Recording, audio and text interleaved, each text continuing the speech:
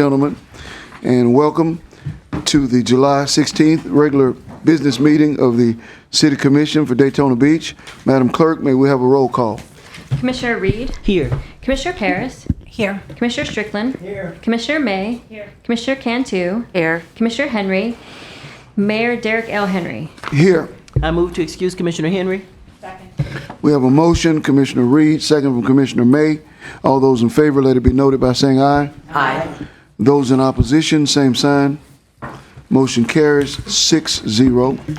Okay, we'll now move on to item number 4, which is approval of the minutes of the June 18, 2025 City Commission meeting.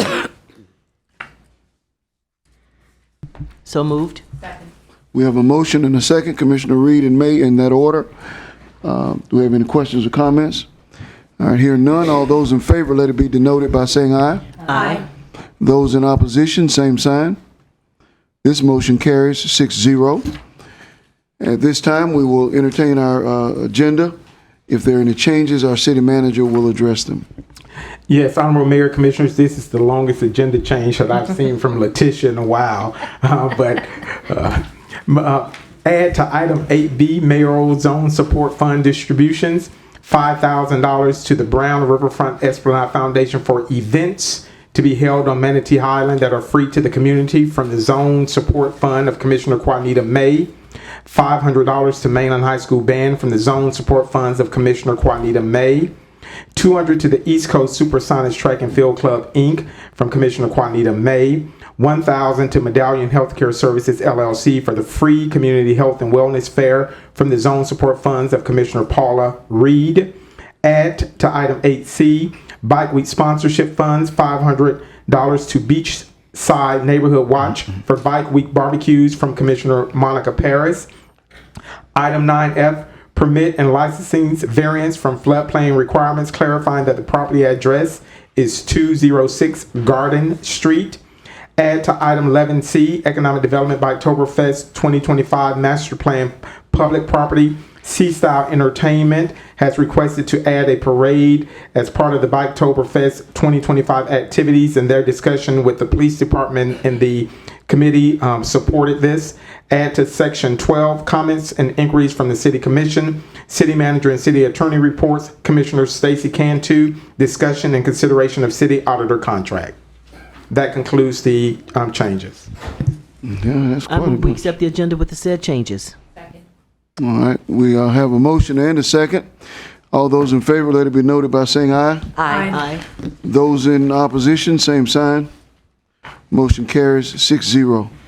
Okay, we'll now move on to item number 6, which is our presentations. Item 6A is the Public Works Department. This is the Beautification Tree Advisory Board Awards. A member of the Beautification Tree Advisory Board to report.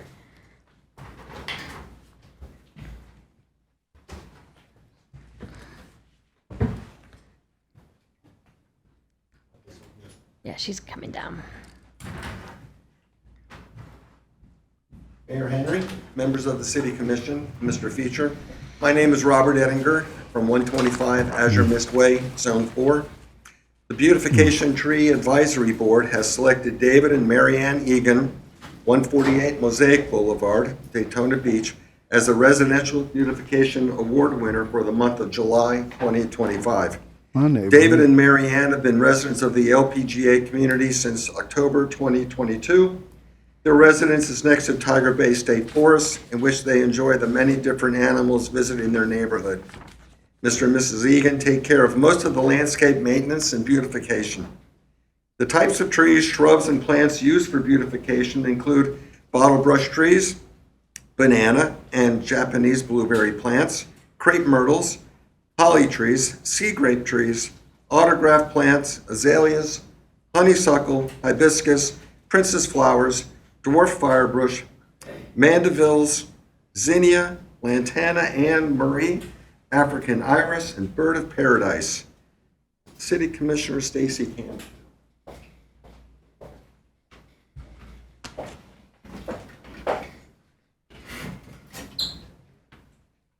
So, on behalf of the mayor, the commission, and the city of Daytona Beach, we would like to present the certificate and say thank you for keeping Daytona Beach beautiful.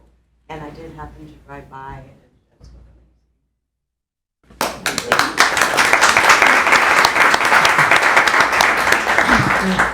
out of the way of the microphones, if you don't mind? Yeah. Perfect.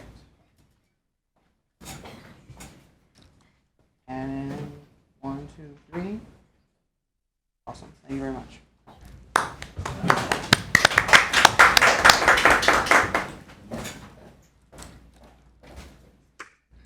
Mayor Henry, members of the City Commission, and Mr. Feature, Beautification Tree Advisory Board has selected Space Coast Credit Union at 2684 LPGA Boulevard as the Beautification Award winner for the month of July 2025. Space Coast Credit Union has been in the Daytona Beach area since 1996. This location at 2684 on LPGA was built in 2022 and was designed to complement the carefree lifestyle of Latitude Margaritaville. The branch is easily accessed by golf cart directly from the residential community. The types of trees, shrubs, and plants used for beautification include sable palm, magnolias, crepe myrtles, Chinese fan palms, red oak trees, Chinese elm trees, red maple and cypress trees, flax lilies, ilex, green liriope, blue days, dwarf oleanders, arboricola, Conti palm, ornamental grass, wax myrtles, green pittosporum, and crinum lilies. And Mayor Derek Henry will be presenting the award to Haley Claridge. Haley, thank you for joining us tonight. And this certificate achievement reads, may it be known that this certificate has been presented to Space Coast Credit Union for distinguished achievement in commercial beautification. City of Daytona Beach, signed by myself and Zone 4 Commissioner Stacy Cantu. Thank you.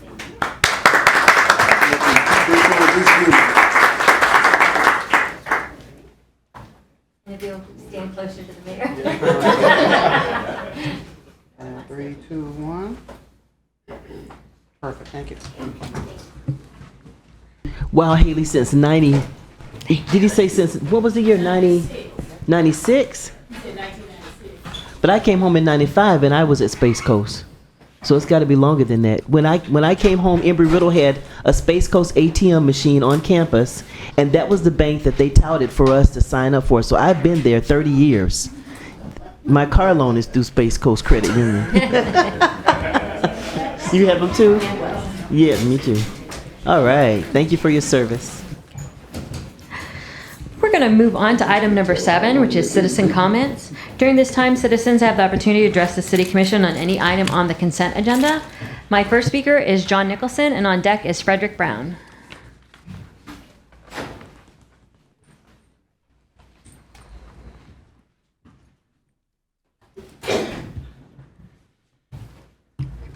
John Nicholson, 413 North Grandview Avenue. Items F, G, and H. F is the Coquina Arch repairs, an additional $100,000. Basically, they've destroyed the arch. Every single stone that was the original arch is now gone. And they've replaced it with all new stones. So why is it basically historic? They literally just wiped everything. Seriously, take a look at that thing. It is gone. It is all new and different. Secondly, sidewalks. I've been trying for about 3 years to get 2 sidewalks done. One is on Beach Street where the old county building was. The sidewalks have now gone kilter up and down. So people walking that, there's like 4 areas that they can trip. I've been asking that be either leveled or replaced.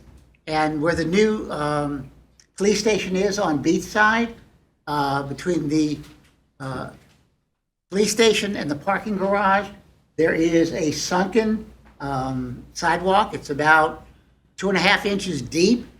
And as you know, there are bars, multiple bars on Seabreeze, and occasionally people drink at those bars. I don't think it's wise to have a trip hazard within walking distance of all of those bars. So I'm asking you, if we're going to do it, have this system spotlight those 2 specifically. And lastly, on the Madison Cove, we had some people come here 2-3 months ago There were problems at the Clyde Morris Landing. The representatives came here and spoke.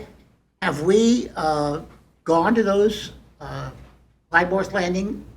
We gave, I think, $500,000 or $400,000, and the county gave money. So we have an interest in them keeping up the property, and the people that we send there, our residents that are going to go there, need to have a safe environment.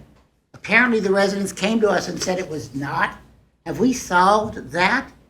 And if we haven't, we at least should know why they're complaining, and to make sure that when we write up this agreement, that those things that caused a problem to our residents at Clyde Morris Landing is not repeated on this event. Thank you. My next speaker is Frederick Brown.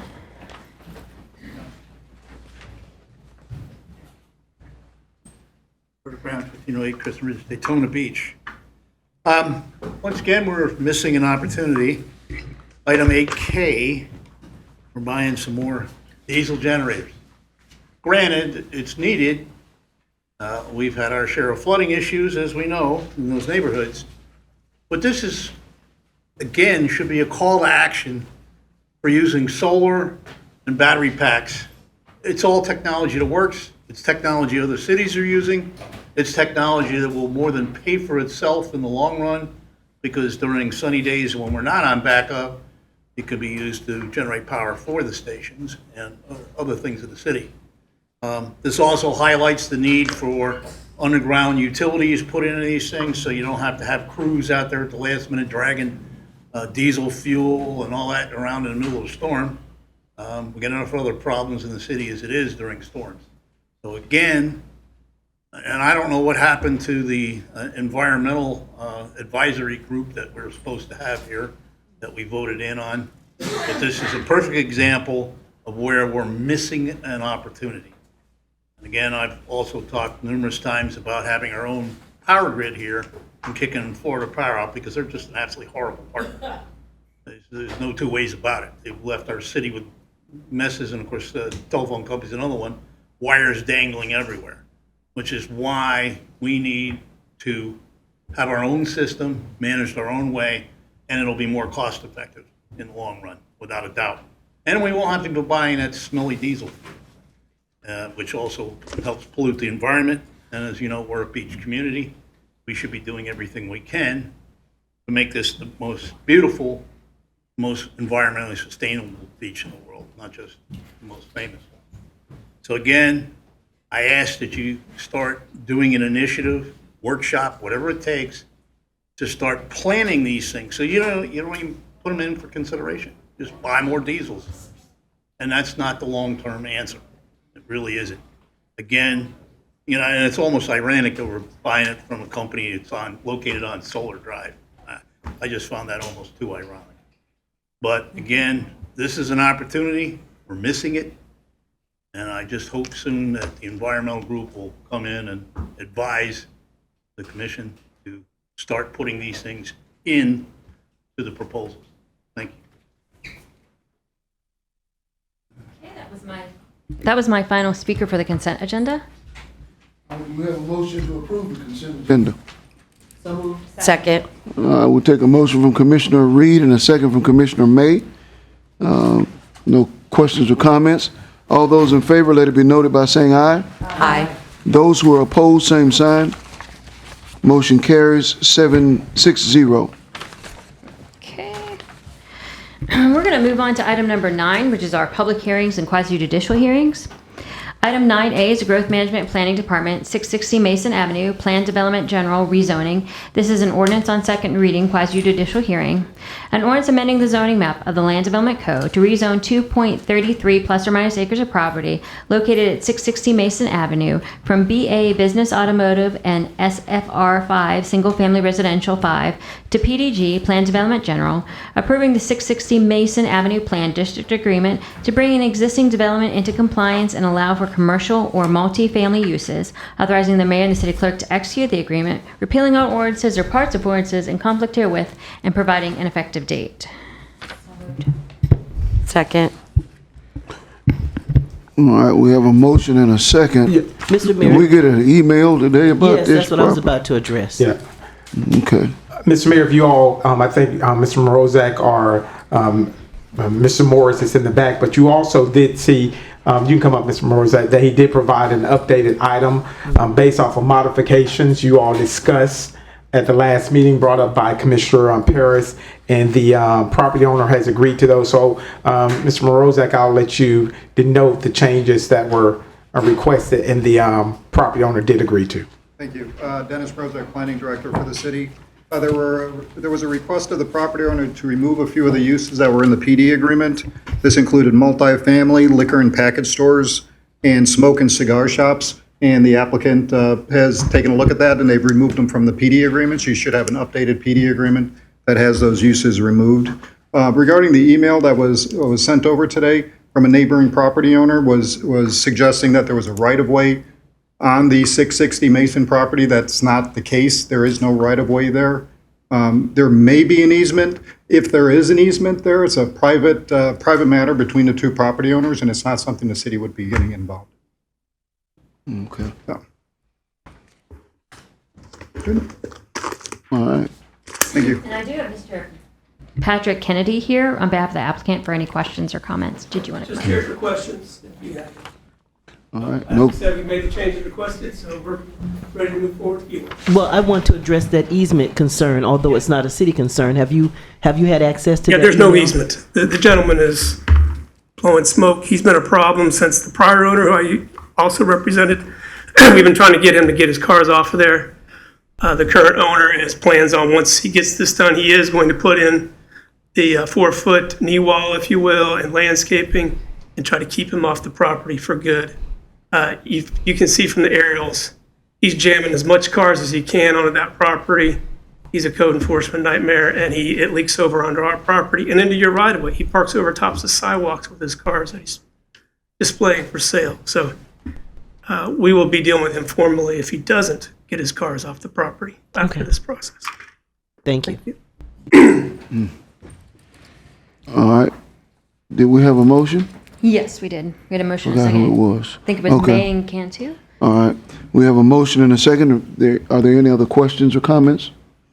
All right, hearing none. All those in favor, let it be noted by saying aye. Aye. Those opposed, same sign. Motion carries 6-0. Thank you. Thank you. Moving on to item 9B, it's a Growth Management Planning Department Public Use Permit, Mobile Food Distribution and Related Activities. This is a resolution public hearing. A resolution approving a public use permit to allow the Volusia County Health Department to provide for mobile food distribution and related activities on properties located at 421 South Keach Street and 1845 Halsenbach Drive, subject to conditions and providing an effective date. So moved. Second. All right, we have a motion from Commissioner May and a second from Commissioner Parrish. And I do have Stephanie, I can never get your last name right. Stephanie Blasquez. Blasquez. Just here From Second Harvest Food Bank for any questions. All right. No questions or comments? All right. All those in favor, let it be noted by saying aye. Aye. Those opposed, same sign. Motion carries 6-0. Okay. We're going to move on to item 9C. It's a Growth Management and Planning Department, 660 Mason Avenue Plan Development General. Whoops, that is the wrong title. Excuse me. This is 9C, is a Growth Management Planning Department standards for specific principal uses in Land Development Code text amendment. This is an ordinance on second reading public hearing. An ordinance amending the Land Development Code, Article 5, Section 5.2.B.18 and 5.2.B.24 to clarify kitchen equipment requirements for establishments serving alcohol and to remove regulations prohibiting outside advertising or signage for accessory uses to a hotel or motel, repealing all ordinances or parts of ordinances in conflict herewith, and providing an effective date. So moved. All right, we have a motion and a second. And I do have one speaker, Mr. Mayor, Mr. John Nicholson.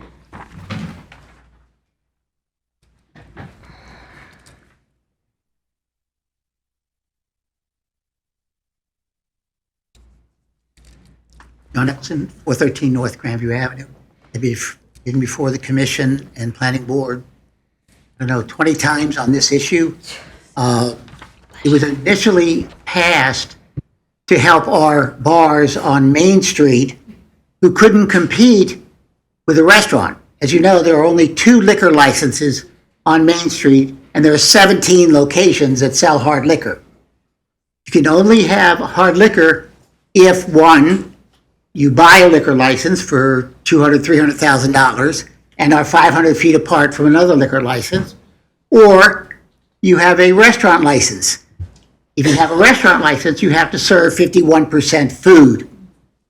Our bars could not, or excuse me, our restaurants could not conceivably sell 51% food to make up for the amount of liquor sold during Bike Week and Biketoberfest.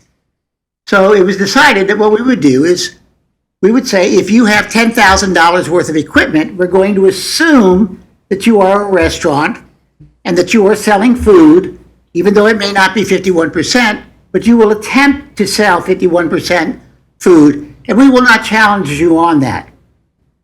And consequently, 2 of our restaurants took out their kitchen equipment, and for 17 years have had no sales in food, except during Bike Week and Biketoberfest. So I'm asking you to look at this very carefully. Either we change the rules and allow all of Main Street to sell liquor, regardless of the 500 feet or not, which is a simple thing to do, or we abide by the rules. So we are really never going to get Main Street to go anywhere if we keep it exactly as it is now. Changing this rule this way is not going to help. It's only going to hinder. So I'm asking you to make them legitimately available to serve liquor, regardless of whether they want to help Main Street or not. If they want to be self-centered and help only themselves, pass this. If you want to change Main Street for the better, I'm asking that you look at this very carefully. Thank you very much. That was my only speaker, Mr. Mayor. All right. We have a motion and a second. And any questions? Okay, all those in favor, let it be noted by saying aye. Aye. Those who are opposed, same sign. Motion carries 6-0.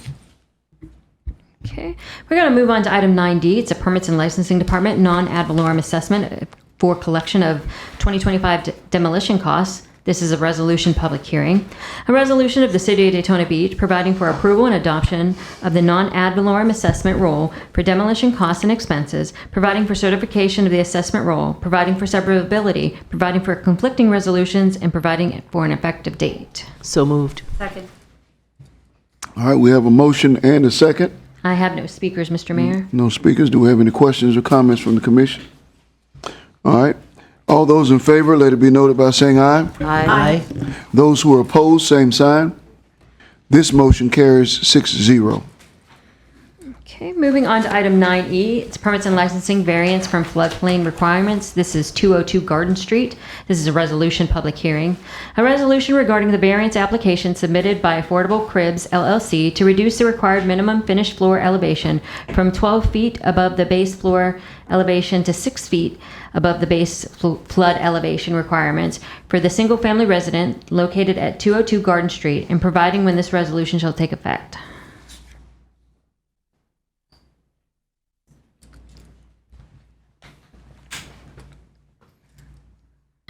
I have a question.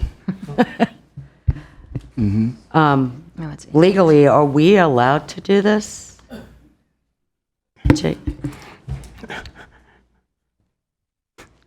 Jim Morris, Deputy City Manager. Legally, you are allowed to do it. Financially, it would be prohibitively expensive for the ratepayers in the city. It affects the rating of the CRS system for flood insurance. It's an audited system. The variances are just about never given from this. And if you were to go a step further and you consider the circumstances, this is entirely self-created. There's no plausible argument that I'm aware of for justification other than financial hardship, which you don't grant variances for that purpose. And this is really something, when you look into the details of the matter, the way these houses got this way, it's the builders that did this. And there's an agent that's attempting to represent it in a sympathetic way.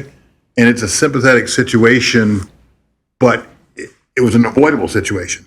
And the rate system for the entire city is connected to effectively what the the code calls a discount or a discounted policy costs.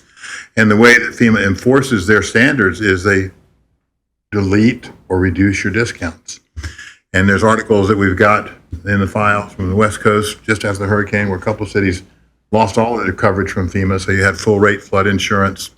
So this is something that is correctable if people take the time to get busy and do it, but it's not easy to do. It's not cheap to do, but it's not something that the rest of the city did to this property. And it was done either very negligently or on purpose, hard to say because there's so much of a miss in this and it's just a repeated circumstance. You got two side by side. So legally, yes, you can do it. Practically, you have to decide whether you should do it. I think I've already expressed to you in my answer what I think of it from the perspective of whether you should or you shouldn't, but it is a commission decision to make. I have a question. Yes, sir. When they were going forward with this process, don't we have somebody from the city that goes and verifies what's going on? No, sir. You have surveyors that do that. They present the certifications. This is all the developer contractor obligation. If you did it the other way, you'd effectively place the city staff into the position of being the developer and being responsible for that professional liability and those things. So we accept the certifications and work with professionals doing the surveys, the elevations, the shots when the surveyors lay things out. It is all on the developer side of the table. The effort is made to say, well, it's the city's fault that they didn't stop me from doing this. No, it isn't. It's someone that should know the rules, and these are professional builders, and it's a circumstance where, and the other argument is, well, this surveyor didn't do the job right. It's a surveyor liability issue in that case, but it is all on the developer side of the table. It is not on the city side of the table. And when we were aware of this, we stopped it because there was about to be a closing, and I didn't want a buyer to be penalized by that. And I directed that the properties be posted immediately so the buyers would know prior to closing that the property would not be inhabitable by them because they wouldn't have a CO. Thank you, sir. Yes, sir. I have a question also. Okay. To my understanding, a signed and sealed as-built survey had to be provided to show what the floor elevation 20 days after the pour. Was that provided?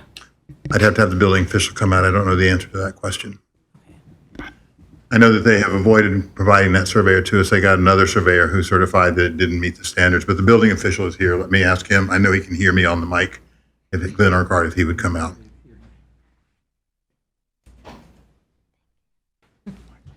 At least I think he can hear me. Here he comes. Would you mind me asking your question? Was a signed and sealed as-built survey of the final pour provided within 20 days, and was it inspected? Yes, I'm sorry, Glenn Urquhart, Chief Building Official, City of Daytona Beach. It was submitted, and it did show that it was 6 inches above the BFE, the base flood elevation.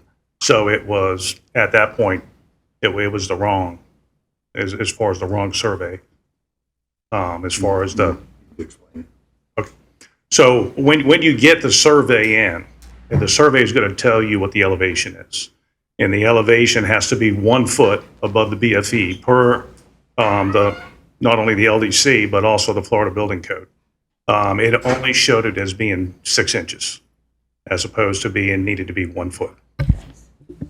And in that situation, did we speak to the property owner and let them know that they were 6 inches short of a pour? Oh, sorry, sure. Andy Holmes, Assistant City Manager for Infrastructure. Let me clarify something that Glenn may not have been aware of. The survey, the interim survey that they submitted after they poured the concrete showed it to be at the correct elevation in compliance with the code.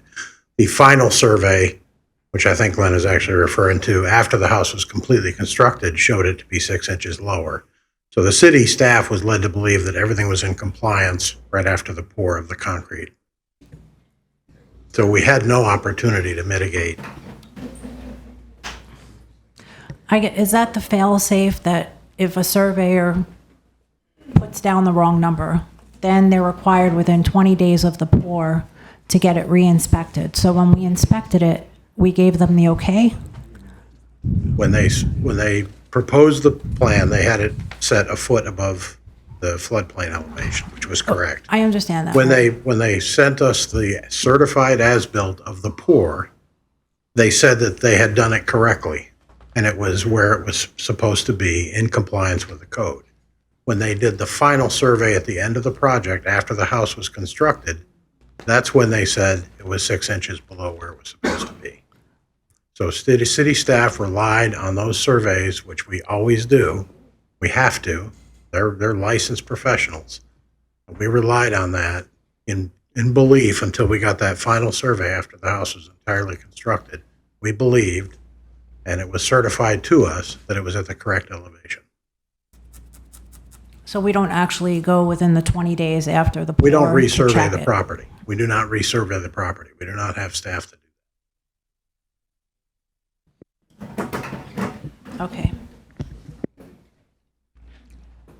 Commissioner, one thing I need to make clear to you is the records given to us showed that it was done properly, so we wouldn't have had it resurveyed. There was questions that came up. They actually had a second surveyor come in, and that surveyor was licensed and did what they should do and identified the fact that it did not meet code.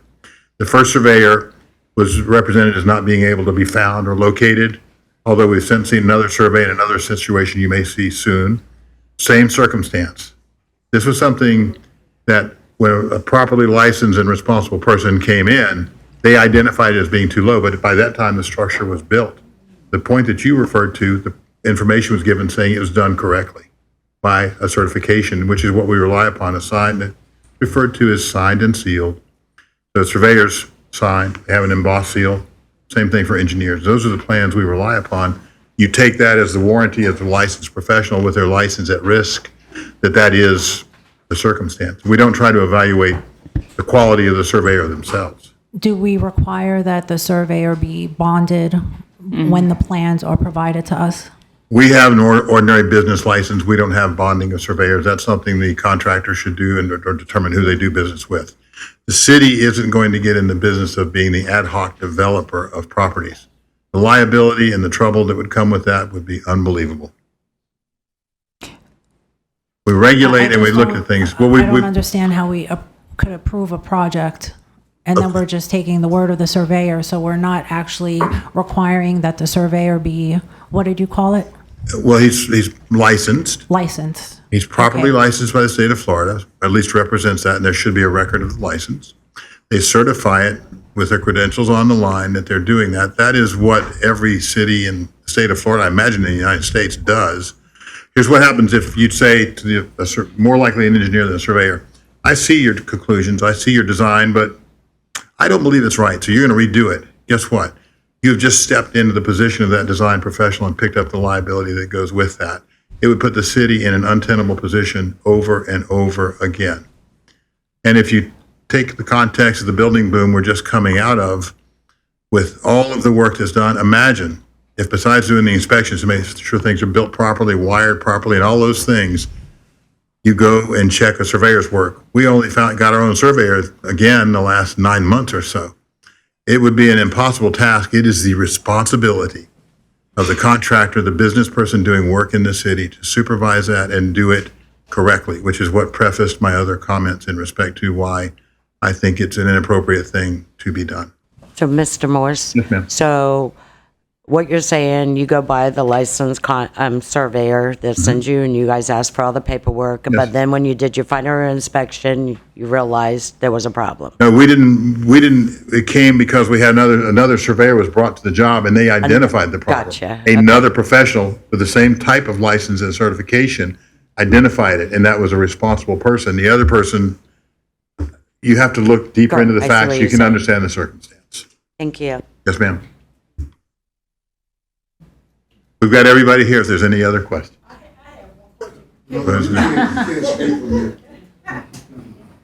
This is a public hearing, so if you want to sign up to speak, you can fill out one of those yellow forms and sign up to speak for 3 minutes. I'm sorry, Mayor, I was addressing the commission when I said that, so, thank you, sir. But the applicant is the representative. So he's going to let her speak first?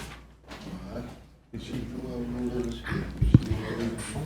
And ma'am, are you gonna fill out a form? Yeah. You said the yellow one, right? Yeah, you can go ahead and speak now and then fill out that form afterwards and hand it into my, so we don't. I just have a quick question. Okay, just wait till you get, so if you'll state your name and address for the record. I'm Jennifer V. Hancock, and I was just asking one question about the houses. Since no one can move into them, can they be given free to someone?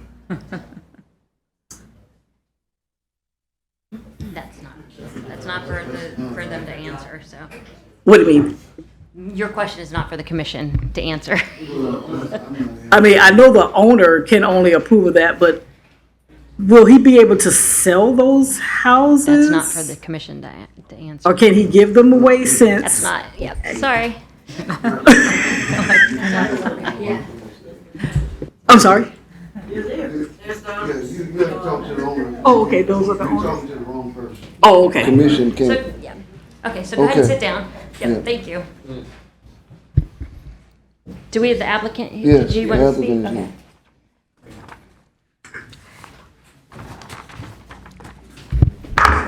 Okay. here. Ade Abel, 1236 8th Street, Daytona Beach. I'm Thomas Hughes, 928 Sycamore Street, on behalf of Mr. Abel. First, we're asking for a continuance, and there's a condition and have you passed these, do you all have this letter? You put them with your green sheet for the end of And she said she would distribute it. Okay, so you want to distribute now? I would like to, At so the we can end. all Okay. follow through. Okay, thank you.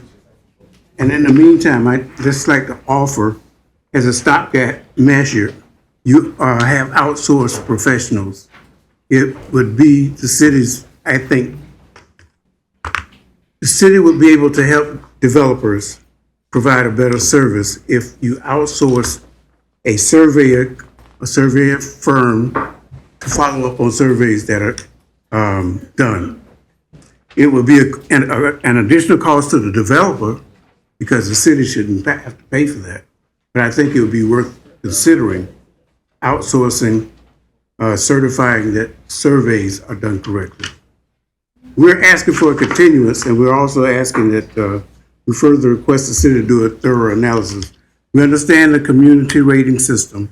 We understand that the city has 2,681 points, which gets us to a category 5. We don't know what the impact will be if those variances are approved.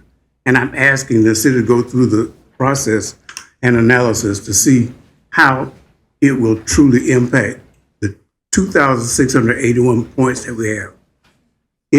There's mention to, if we lose all 22 points for the 430, the higher regulatory standard, it would drop us below 2,500. And we admit that, we know that, but we don't know. It's all hypothetical now. So I think we're asking that the city consider doing an analysis as if the variances were approved and see how that would impact the rating. And I'm sorry, I'm just looking at your green sheet now. So it's like the request for continuance for agenda items 9E and F. Yes. And we don't have a motion at all on the floor for anything, so.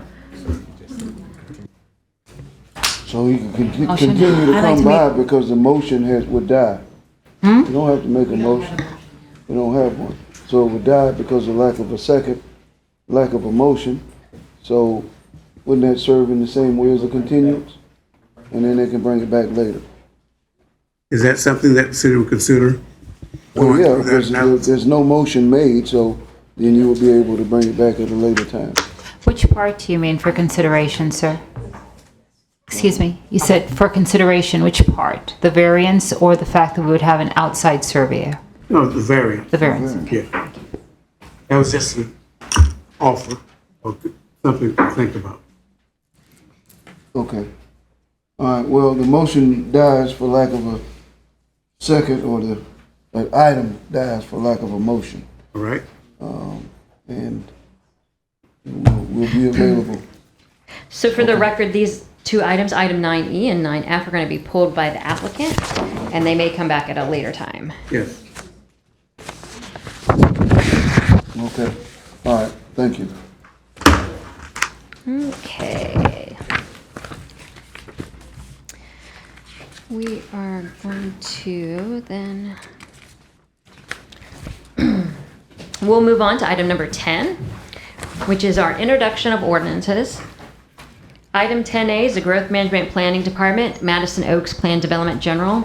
This is an introduction of an ordinance on first reading. An ordinance amending the zoning map of the Land Development Code to rezone 4.98 plus or minus acres of property generally located south of Madison Avenue, north of North Street, and east of the terminus of Margaret Drive and east of the terminus of Margaret Drive from PDG Plan Development General to PDG Plan Development General, approving the Madison Oaks Restated Plan District Agreement to allow for the development of a 32-unit townhouse subdivision, authorizing the mayor and the city clerk to execute the agreement, repealing all ordinances or parts of ordinances in conflict herewith, and providing an effective date. And are there any questions or comments from the commission on this item? Okay, the public hearing and final action will be August 6th.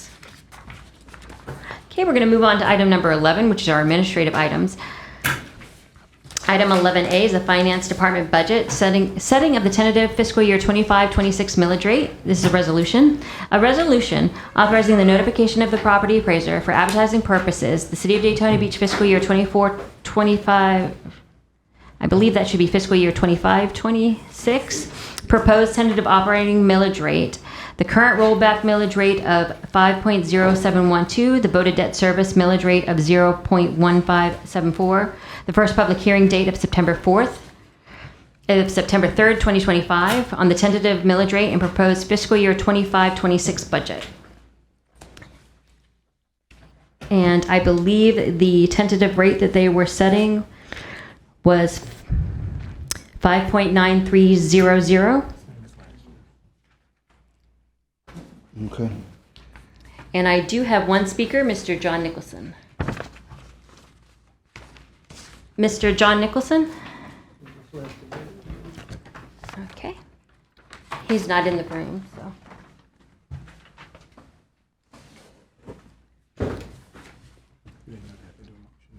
We don't have a, What's that? we don't make a motion. Yeah, you need a motion. Oh, this is I didn't know if you for the wanted millage, any okay. questions from staff or anything. Do you all have any questions? Mm-mm. Okay, We we didn't need a raise any motion. taxes. So moved. We have a motion and a second. All those in favor, let it be noted by saying aye. Aye. Those opposed, same sign. Motion carries 6-0. Also, we will be sending out some dates to go over the budget items with you. And also, we've updated based off of recommendations you all provided with the capital projects list that will denote all of our capital projects. So we've added that additional information that we'll be providing to you all in a later time with the dates. Mm-hmm. Okay, we're going to move on to item 11B. It's the Economic Development by Oktoberfest 2025 Master Plan for Private Property. This is a resolution approving with conditions the Oktoberfest 2025 Master Plan for outside activities on private property and authorizing outside activities during Oktoberfest October 16th through October 19, 2025, pursuant to the City Land Development Code Section 5.4.C.11, temporary outside activities associated with festivals, establishing conditions for all approved applications and uses, and providing an effective date. Second. All right, we have a motion and a second. Do we have any questions or comments? I do have one speaker, Mr. John Nicholson. This is 11B, John.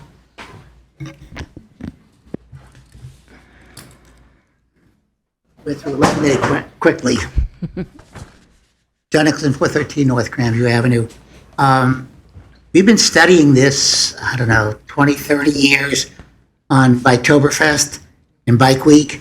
The question is, at what point are we going to take a look at the owners of these properties to do what we had originally agreed upon? The whole idea is we allow them to basically turn their backs on all our rules and regulations with regard to the codes. They can use their parking lots for vending. They can have music after a certain hour. All of these things were done to give them money, to allow them to keep Main Street thriving, to allow them to take care of their properties. And if they're not taking care of their properties, then why are we allowing the abeyance of codes? So I'm asking that if there is a rule or regulation that says that they are to maintain their property, that they be required to do so. That includes painting, that includes mildew, that includes broken windows, all of those things that this money that they are acquiring is supposed to fix. If they're not fixing, but we allowed them the money to do so, then I ask that we take special interest in looking that they do what they've asked us to provide the money for. So if the money is coming and they are making money on Bike Week, I know Denny Hamlin from Froggy said that he's not making money. $1 million or $2 is real money, and he can buy a $3 glass pane for $1 million. So he said he couldn't afford it. Trust me, Main Street can afford to maintain itself, and we need it to be maintained. Thank you. That was my only speaker, Mr. Mayor. Go ahead. Yes, ma'am. Okay. Actually, I do think Code does a wonderful job right before Biketoberfest and Bike Week over there. At least I know on the east side, because I know I get a lot of businesses calling me about their code violations. But I do have a question about these BTRs, because we get this every year. In the master plan, it says you have to have a BTR, but we approve them anyway. But I did talk to Mr. Fietcher in one of our agenda reviews, and on the west side, which I'm going to pay a visit over there during Biketoberfest, because I guess, some of the churches and them, they do make some money, and I guess there's a lot of RVs. I've just never been over there, so I do want to look at that. But we have these people that come the last minute when everyone knows when Bike Week is, everyone knows when Biketoberfest is. I mean, for one, we even have an ex-commissioner that I was looking through here, has no site plan, no nothing, but wants approval. I don't think this is what we do to staff, because they get everything prepared, and now all of a sudden they're going back running and trying to get all this gathered up so they can qualify before Bike Week or Biketoberfest. So there's something we do need to look at. Are we going to require BTRs? Are we not going to require BTRs? If they're bringing in their applications late, are we going to approve them, or we're not going to approve them? I mean, and you can't say they don't know when Bike Week and Biketoberfest is, because they do this every single year. And like I said, there's one that is not actually a commission, anymore, but she was. She approved these things. Her husband knows when Bike Week and Biketoberfest is. So those are my 2 cents. Commissioner Paris? I agree with Commissioner Cantu. I'd like to know, during the Bike Week Task Force meeting, were all of these applicants made aware that their applications were not approved?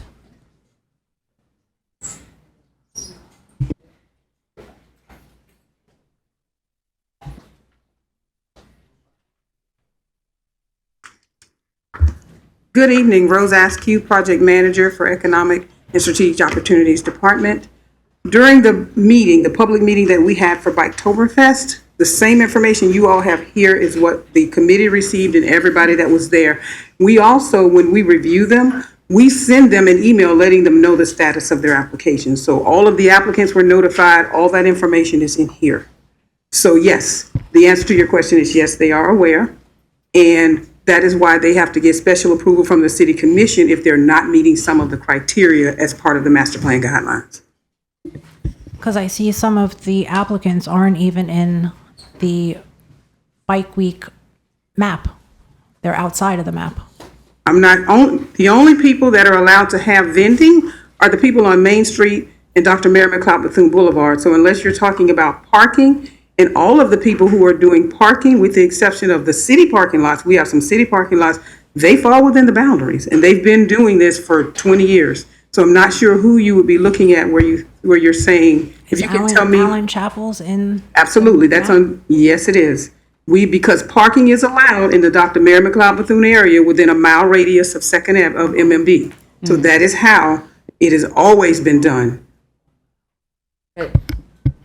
But talking to Mr. Manager, I'm going to actually go by and take a look this year, because they don't complain over there about RV parking, and I've heard there's a lot going on over there. But I know the east side complains about having it, so I guess they're making money over there doing this in the churches. So also, the current master plan guidelines allows churches in the Dr. Mary McLeod Bethune area to be able to do the parking. That's in the current guidelines, it allows that. Is that without having to submit any kind of plan, just automatically? No, ma'am, they're all in here and they all They're have all in, plans. right. I personally meet with almost every single applicant who has issues. Anybody that is their first time, I meet with them, work with them, help them to prepare their documents and everything to make sure they're meeting all of the criteria for the guidelines. If they don't have a business license because their property's not developed or something, they're in here telling you all, letting you all know, and it's up to the commission to decide whether or not we want to approve them not meeting that regulation in the guidelines. Staff doesn't have the ability to tell them no. yeah, because it does seem like there's like the west and east master plan is a little bit different than each They are other. very different. Yes, and that's why I'm going to actually go over there and just take a look at it and see for myself. I can help you to understand a little bit about why they're different. Originally, the master plan was in the Main Street area.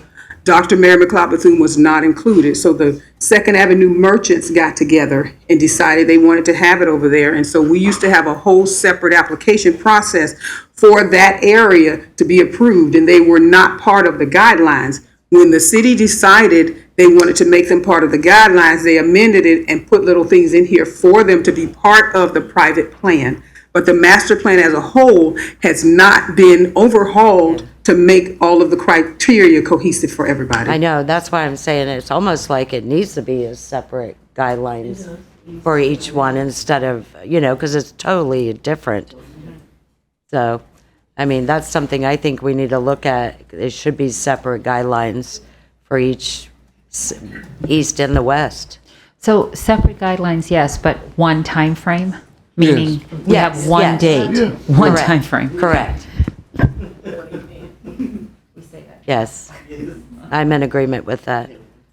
I mean, because I get no complaints about parking an RV, but on the other side, so, okay. And, there was something that was added on as well, a parade. Is that something that staff wants to? No, I mean, they met with the police department and the committee and they worked it out. I was somewhat concerned about it, but I think it's been worked out for that street for them to do it. Okay. Yes. But that's in the next item. That is on the public. Okay. But yeah, that was the addition, and one of the questions stemmed, if the police were to support it, we would go along with it, and they've got the support from the police department and staff. And you verified that? Yes. Okay. Okay.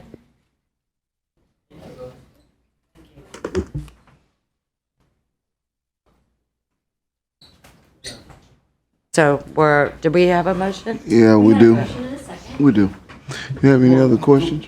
Yeah. Do we need clarification as to whether we're waiving? I'm looking at the end there where it gives a reference back to section 3.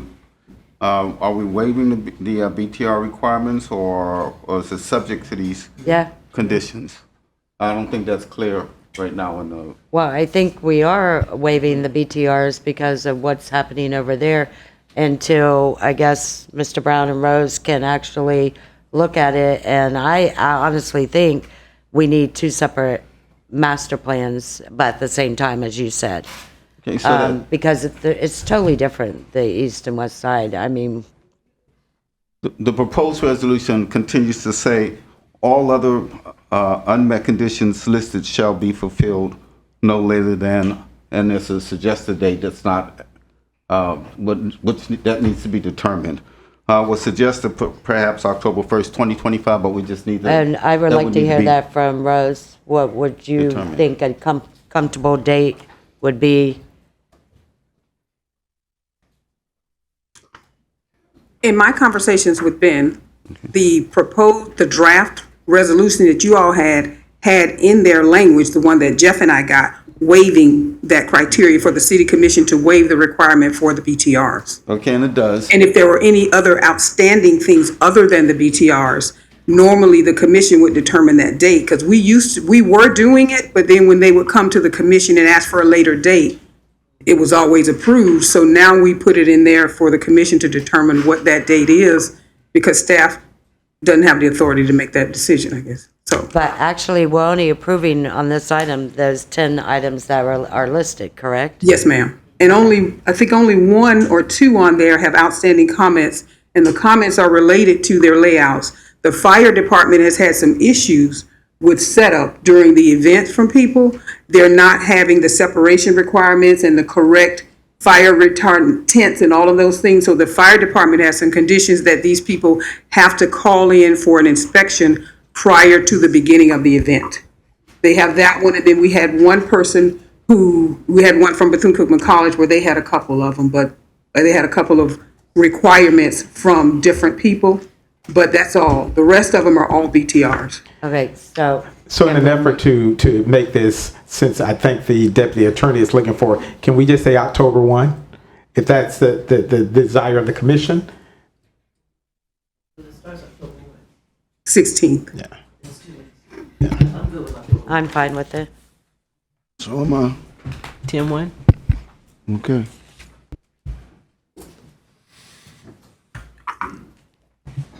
All right, we have a motion on the floor and a second. All those in favor, let it be noted by saying aye. Aye. Those who are opposed, same sign. No. Motion carries 5-1.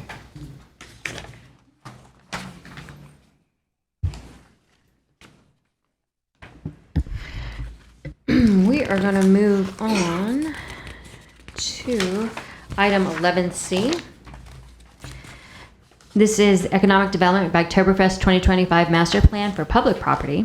This is a resolution relating to Biketoberfest 2025 from October 16th through October 19th, 2025, providing for certain parking and traffic uses and regulations, suspending parking regulations in the commercial areas of the Controlled Parking District from October 16th through October 19th, 2025, in accordance with Section 94-218D of the City Code, authorizing the city to operate paid parking lots at various locations in the Main Street area, authorizing various activities on public property, and providing an effective date. So moved. We have a motion from Commissioner May and a second from Commissioner Reed. And I have no speakers on this item, Mr. Mayor. All right, we have a motion and a second. Have no questions from the commission? All right, all those in favor, let it be noted by saying aye. Aye. Those who are opposed, same sign. Motion carries 6-0.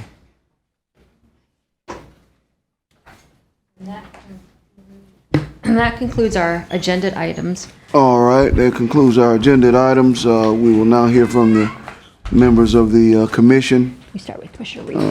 Start with Commissioner Reed. Or do we want to do that? What do you got to do first? We'll go ahead with that. We'll go with you all and then go with him last, under his remarks. I just want to bring to your attention that Medallion Healthcare Services will be hosting their 4th annual mental health and wellness fair this Saturday at Allen Chapel Church. And I will be providing greetings. I've been able to support this.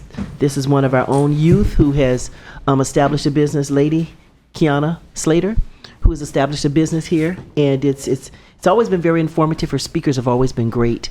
And if you have time on Saturday morning starting at 10 a.m., please stop by Allen Chapel AME Church and participate in this health and wellness fair.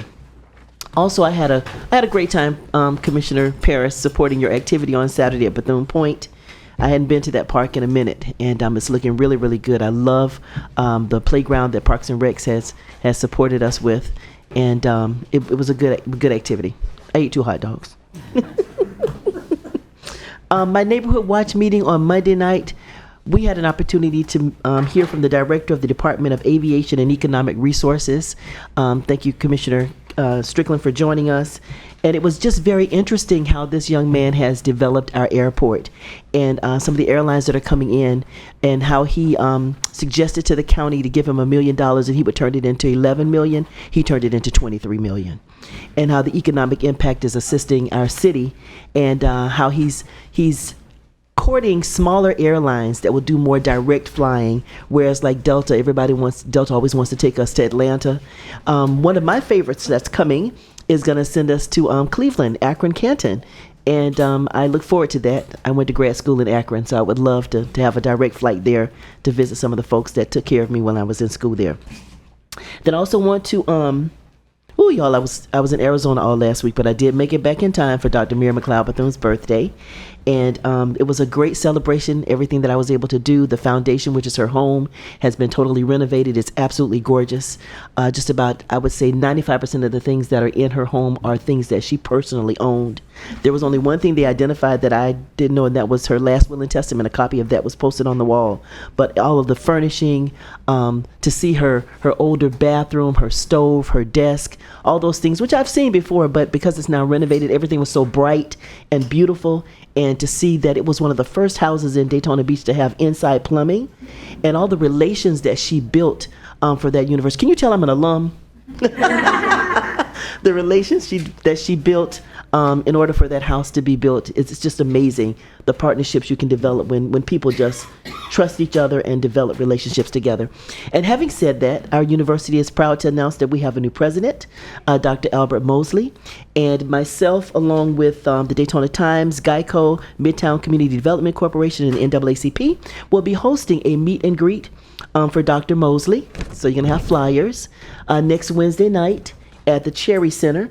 It's going to start at 5:30 to 7 p.m. with some light refreshments. Please come out and meet this new president. He's a great guy, and we're looking forward to wonderful things and to taking back our birthright and moving forward and keeping Mary's legacy alive. Those conclude my comments, Mr. Mayor. Commissioner Ferris? I just wanted to follow up too. I forgot to ask the manager about the bike week costs, because at our workshop, that was one of the items that we had requested. So just if we know when we could get that. Some of that information was provided to you all, and I requested for them to evaluate the actual expenditures cost, but not only for Bike Week, for all of our special events. But I do think that the original was sent out of what the police department originally put forward, but I don't want us just to look at the special event cost for Bike Week also, since you all are asking about all of our special events. So those numbers are being reviewed by finance, and we'll send them out. And it'll be a part of our discussion, because we're not going to just have a come back with a master plan review. We're going to have another workshop to make sure it meets your criteria. I appreciate it. Thank you so much. When do we expect to have that? If Natalia was here to tell me, she would. That's fine. Yeah. You can just tell me later, because I don't think it should just be about the money, because it is an economic boost for our businesses in the city as well. Thank you. Thank you to Commissioner Reed for coming to my event, and the city manager, Michelle Tolliver, came out too, so thank you. Julie, I want to thank too the firefighters union for providing the water slide. I think that was a big hit, and all the firefighters playing with the kids, that was awesome. It was really nice. We had a nice breeze. The Halifax Sailing Club, I think they got some new members too. So I just want to thank everyone for coming here. Just a couple of pictures from the event. And it is a beautiful park. So Bethune Point Park at 11 Bellevue Avenue, you could fish, you could picnic, you could skateboard, you could play baseball. Did I miss anything? Oh, there's a playground for children 5 to 12. So it really is a nice day out. And he was dancing with Michael Jackson. He was great. So thank you to everyone, and I think that's all I had. Thank you. All right, thank you. I really don't have anything. I enjoyed the parade and the stuff that we're doing in our city, and that we're trying to do everything we can to make it better on the west side and on the east side as well. So with that, have a great night. All right, thank you, sir. So it seems like the past 2 weeks they seem like they went really quickly, and like your parade, which was fantastic. I really enjoyed the parade a lot. And then the ceremony that we had at the beach was wonderful. The Bethune-Cookman, Mary McLeod Bethune birthday event, phenomenal. Your daughter did a great job.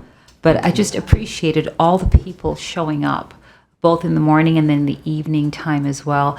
Very, very heartwarming. And just in general, we do, and I keep saying it, we do so much, from Commissioner Paris's event, Commissioner Reed on the Sundays. Each of the commissioners, we're doing something. The city's doing something. We're investing a lot of money into the community. So it's not just infrastructure, which we need, and safety, which we need. We're actually taking care of the community welfare and morale as well. So all those things go a long way to making a good city. I'm just really impressed with how much we invest in our various events. So thank you, Mr. Manager, for approving those. Thank you. Mm-hmm. Okay, I guess I'm the one with a lot tonight. So I hope the public shows up. Purple Heart Day is August 7th, next Thursday, excuse me. So, not next Thursday, 2 weeks from now. August 7th, okay, I'm getting ahead of myself. So August 6th, at the City Commission, we will be celebrating Purple Heart with the Military Order of the Purple Heart. And thank you, Commissioner May, as well, for contributing. So how many residents do I have from Mosaic in here right now? Okay, quite a few. Okay. I just want you to raise hands because that's a lot of talking at the end of the commission. And you guys do have some valid points, and I'm going to show the rest of the commission so they're aware of what's going on. And can we get some of those slides, please? Okay, that's their cute skeleton. Okay, so we're having some sidewalk problems and Mosaic. And we are having a lot, because they're not leveled, and Andy will be able to explain a little bit more about this. And it's all over. And we've had a lot of falls as well, and people having to go to the doctors. That was the commission meeting tonight.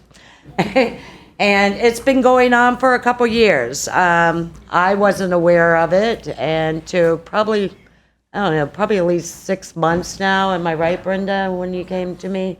Okay. So a resident had a meeting with me and actually brought me this big old binder, and it was on agenda review. So I actually brought her in with Attorney Gross and Mr. Fiecher, and so we were all aware of what was going on out there.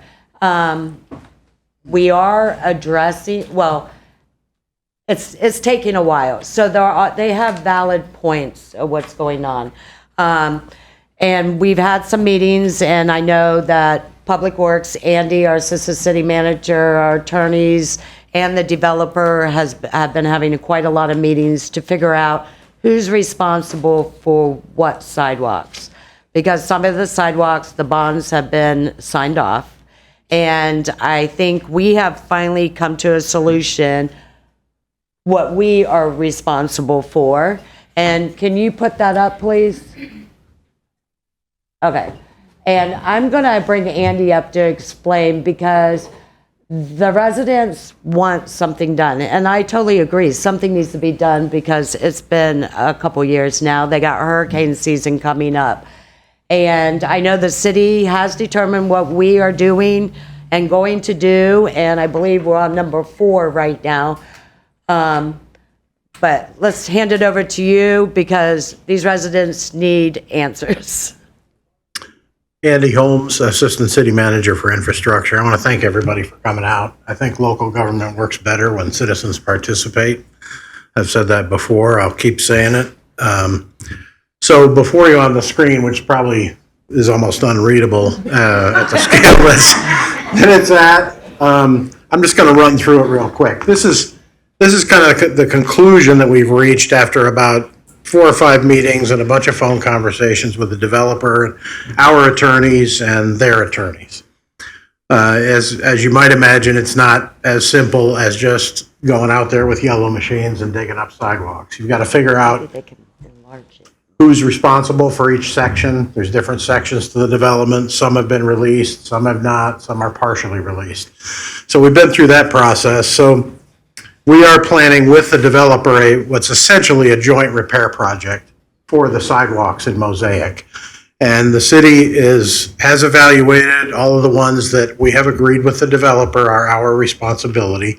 And that includes section 1B1 in its entirety, and then portions of section 1A and 1B. And the developer still owns responsibility for the other sections out there, okay? The developer also owns responsibility for the driveway aprons and the driveway portion. Those aren't the city. Those are there by permit, and the developer has made statements that lead me to believe that he's willing to step up and adjust those as necessary when we adjust the sidewalk grades. So Andy, just to stop you there, so, okay, we're responsible, you just told us what sidewalks, and that's period it, correct? Okay, and then the aprons, because these people paid for pavers on the aprons. And it would look kind of silly, because I'd be kind of upset too, if I get pavers, you know what I'm saying, I have pavers, and then my apron on my sidewalk is concrete. But you did say the developer has pretty much said, Has made statements that lead me to believe. Okay. I do not speak for the developer, and I'm not going to tonight. Right, but It leads me to believe that he is going to do the work to restore the driveway aprons and driveways. on the But I'm not, pavers. that's Okay, not a commitment, I want to be clear. right. I don't speak for the developer, I don't work for the developer, I work for the city only. And so I'm only going to speak to you about what the city is going to do. I think if you have questions. But the city is about not that- responsible for the Correct. apron. Correct. If you have questions about what the developer's going to do, you will need to address those directly with the developer and his staff. Okay. All right, so item 1 in that list that you can't read basically says that we're going to work together with the developer and we're going to do a project to fix the sidewalks. You'll Wait be till I able finish. to, You'll get your turn in a second. And nobody's leaving until you do. So here's what we have to do. Item 2 is a breakdown of the steps required to initiate the repair work. We need to evaluate the condition of the affected sidewalks. We've done that for the city's portion. Prepare a detailed cost estimate to determine the amount of funding needed. That's in process. We have some of the sections costed out. We don't have others yet. The contractor that we are going to use has to cost that out and give us a proposal. He's working on that. Andy, can you turn Talk in around the talking mic. to the mic? I'm I'm sorry. They gotta be able to hear you. Can I just take a mic? They can't hear you online. Sorry, is that better? yes. Okay, good. So we're working through preparing a detailed cost estimate. Then we need to find a funding source to pay for it.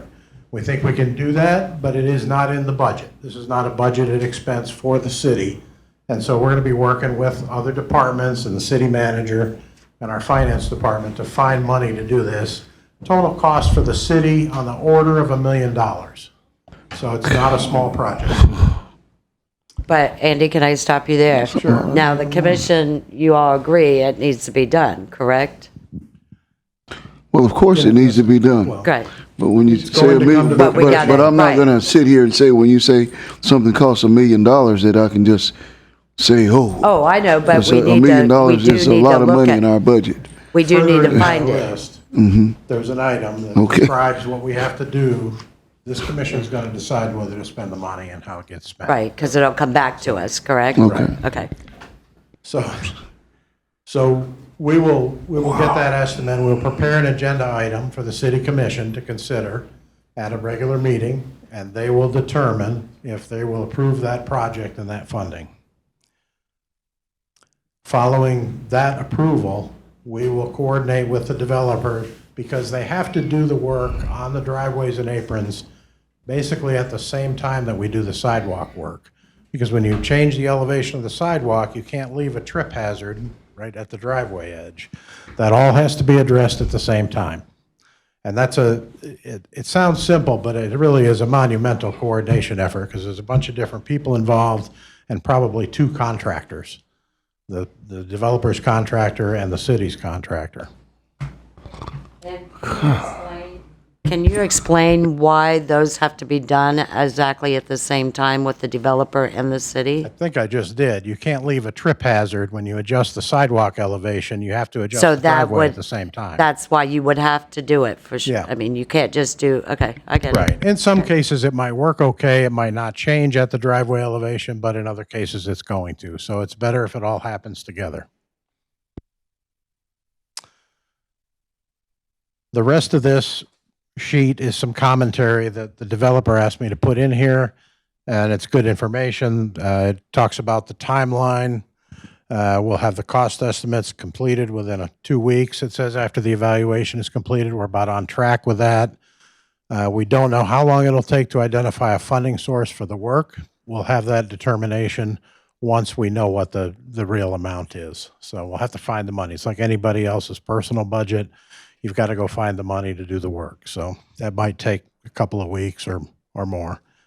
Then we'll do the agenda item, and then we'll coordinate with the developer and their contractor and our contractor, get everybody in the same room and on the same page. Time period for construction depends on the size overall of the project. We think we have a good handle on that. We think it'll take several months to do this work. It's not going to be a week or two. Because it's all over the subdivision, and you don't want to tear up the whole thing at once, because then nobody's going to have a place to park. So we're going to have to do it in some kind of a phased, staged manner so that you all have a chance of managing the traffic correctly while you're out there. So it's not going to be a lot of fun, but I think you're going to be pleased with the results when it's done. So that's as honest and transparent as I know how to be. Andy.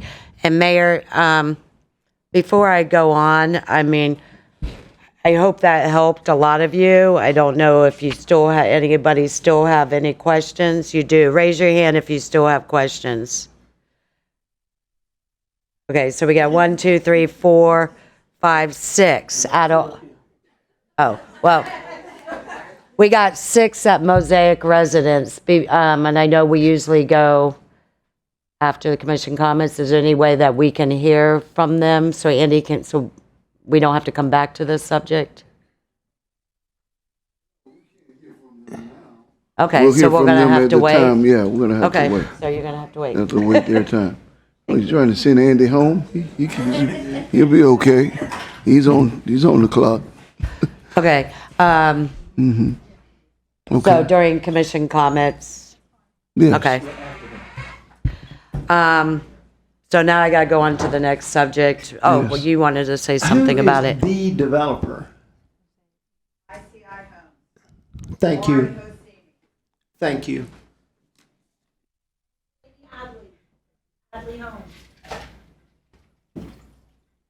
Hmm.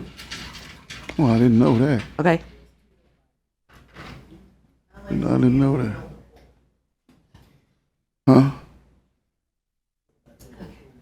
Oh, okay. We'll hear from you in just Yeah. a second. Okay. Okay. Okay, so now we'll come back to them when they, so now we're gonna move on, and I want to pass all this down. This is regarding the city audit. We can pass it all.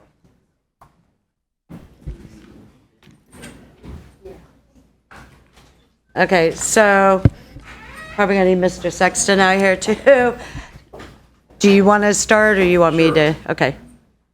So the last time we discussed this item, Jim Sexton, Human Resources Director for the record. The last time the commission discussed this was on June 18th, and at that meeting, we discussed the contract that Commissioner Cantu, Ben Gross, and I kind of worked with Mr. Bellichew on.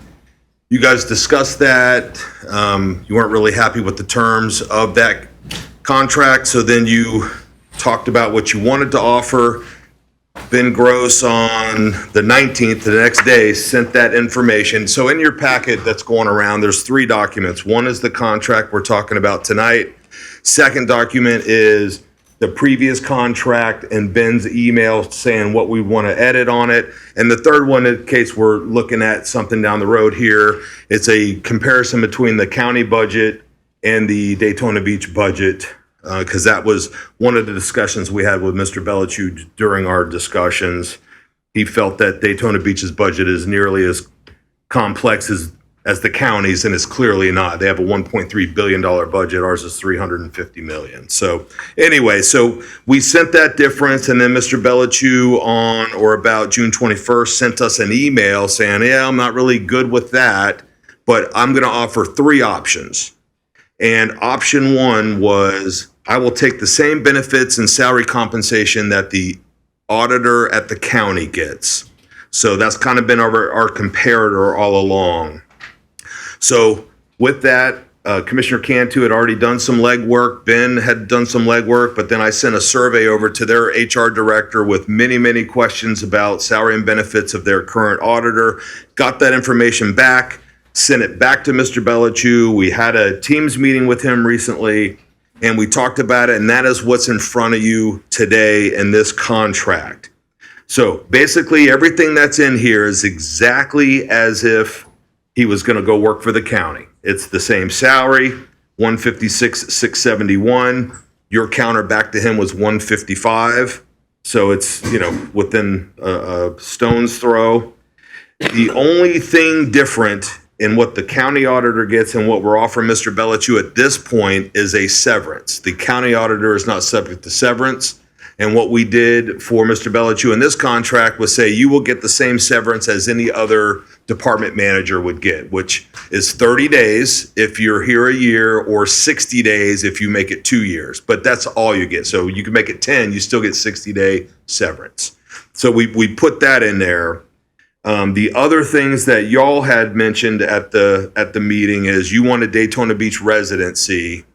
And what we did in this agreement was because the county auditor does not have a residency requirement, we don't have that in here, but we're gonna zoom in Mr. Bellichew here in a minute, and then you guys can talk about any intricacies that you want to see differently.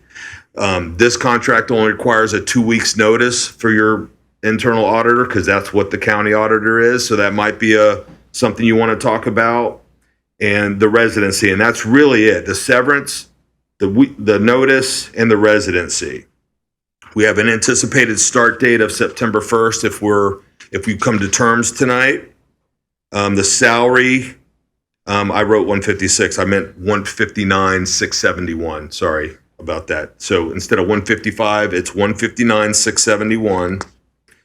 Health insurance would be the same as all other city employees. So he would pay whatever plan he picked, he would pay the employee cost. The automobile allowance for the county auditor is $3,600 annually. They get paid bi-weekly, so it's a little different, but this would be $69.25 per week as an auto allowance. The residency, and that's it. Everything else in here is what y'all had kind of discussed at the last meeting.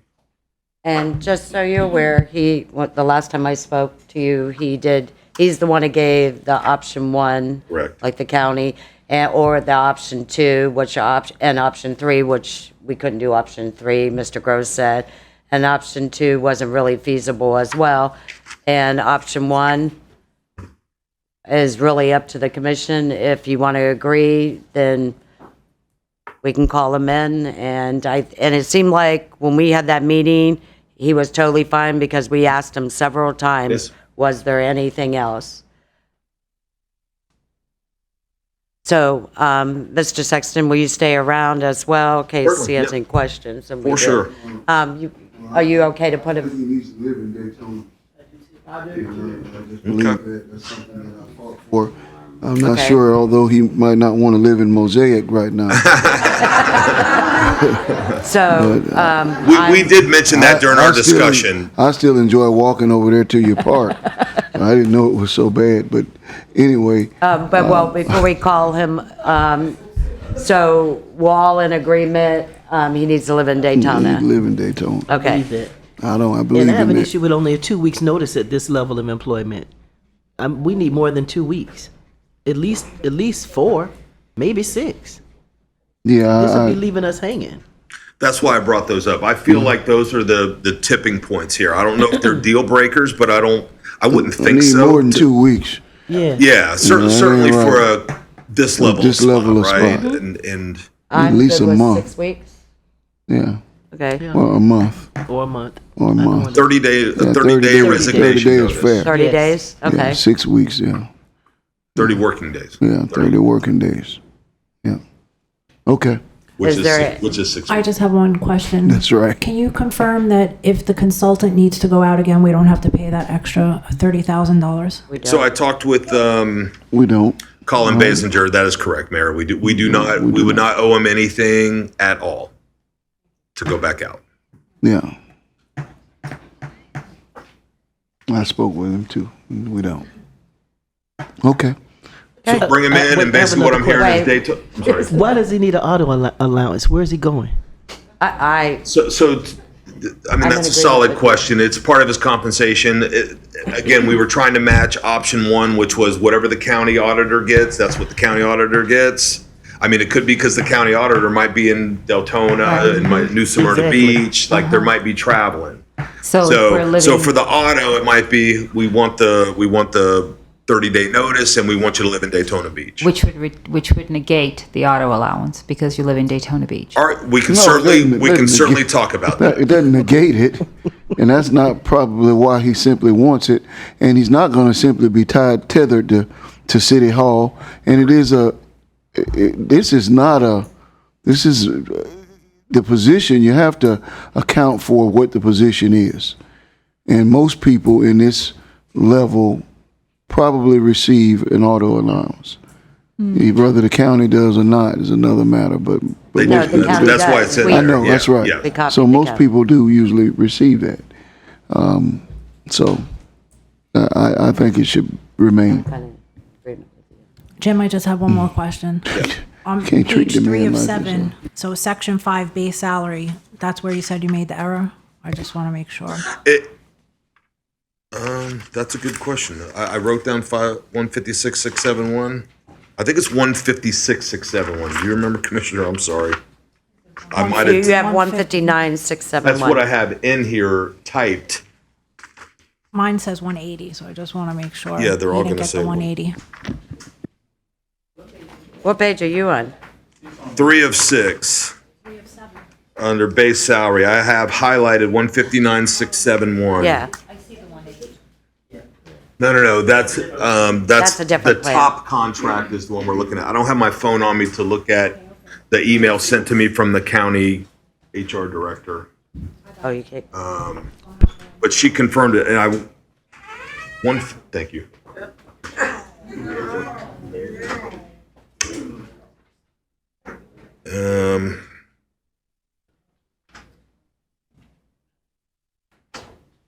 I apologize for this. It's either 156 and some change, or it's let's see. I'll tell you right now.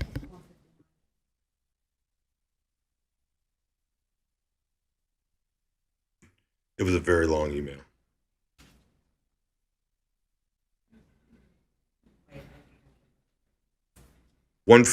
She wrote 159,671. Yeah. Maybe it was the Gov salaries that had the 156 number. His actual is 159,671 as confirmed by the HR director of Volusia County.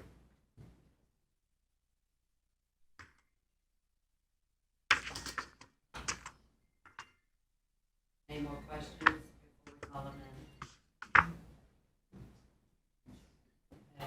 in? You can call Mr. Belchu. Okay, thank you. Technology. He's in Virginia, right?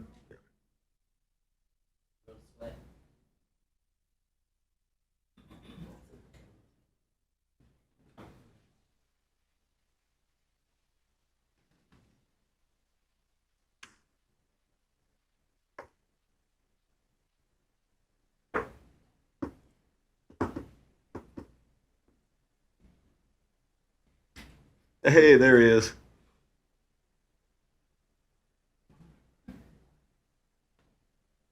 Hi, can you hear us? Yes. Good evening. Can you turn it up? I think I have the maximum volume 100. Okay, we can hear you. Okay, we were just, you want to go? Sir, Yes, I'm not on the, okay, so we were just talking Abinette, and I think the commission is good with all the terms and conditions we've discussed, except for 2 items. One, they would like you to be a City of Daytona Beach resident, and instead of a 2 weeks notice, they'd like to give you a 30 working day notice, but all the other terms and conditions we discussed would be amenable to the commission.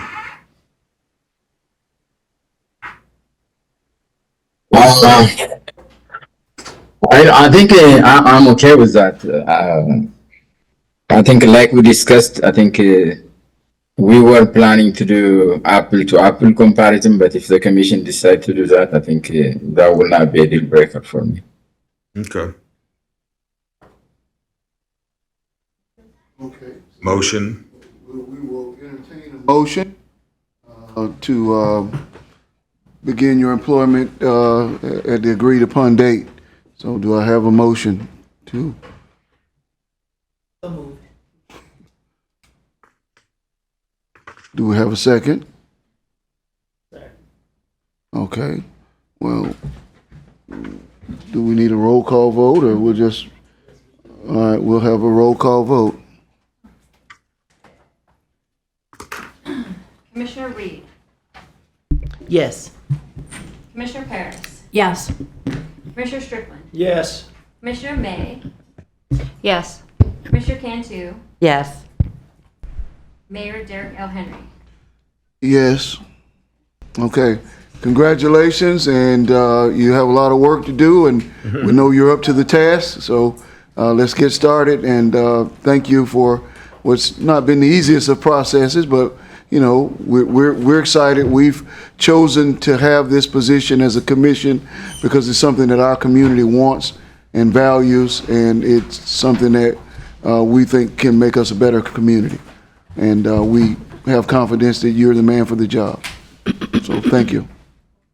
Thank you, Mayor Henry. Thank you. I really appreciate it. Okay. Thank you. It was good working with you. Okay. Thank you. I'll reach out to you tomorrow, sir, to start the process, okay? Abinette, Jim Sexton, I'll reach out to you tomorrow and so we can start the process. Thanks so much. Okay. Thank you. Thank you. Mm-hmm. All right.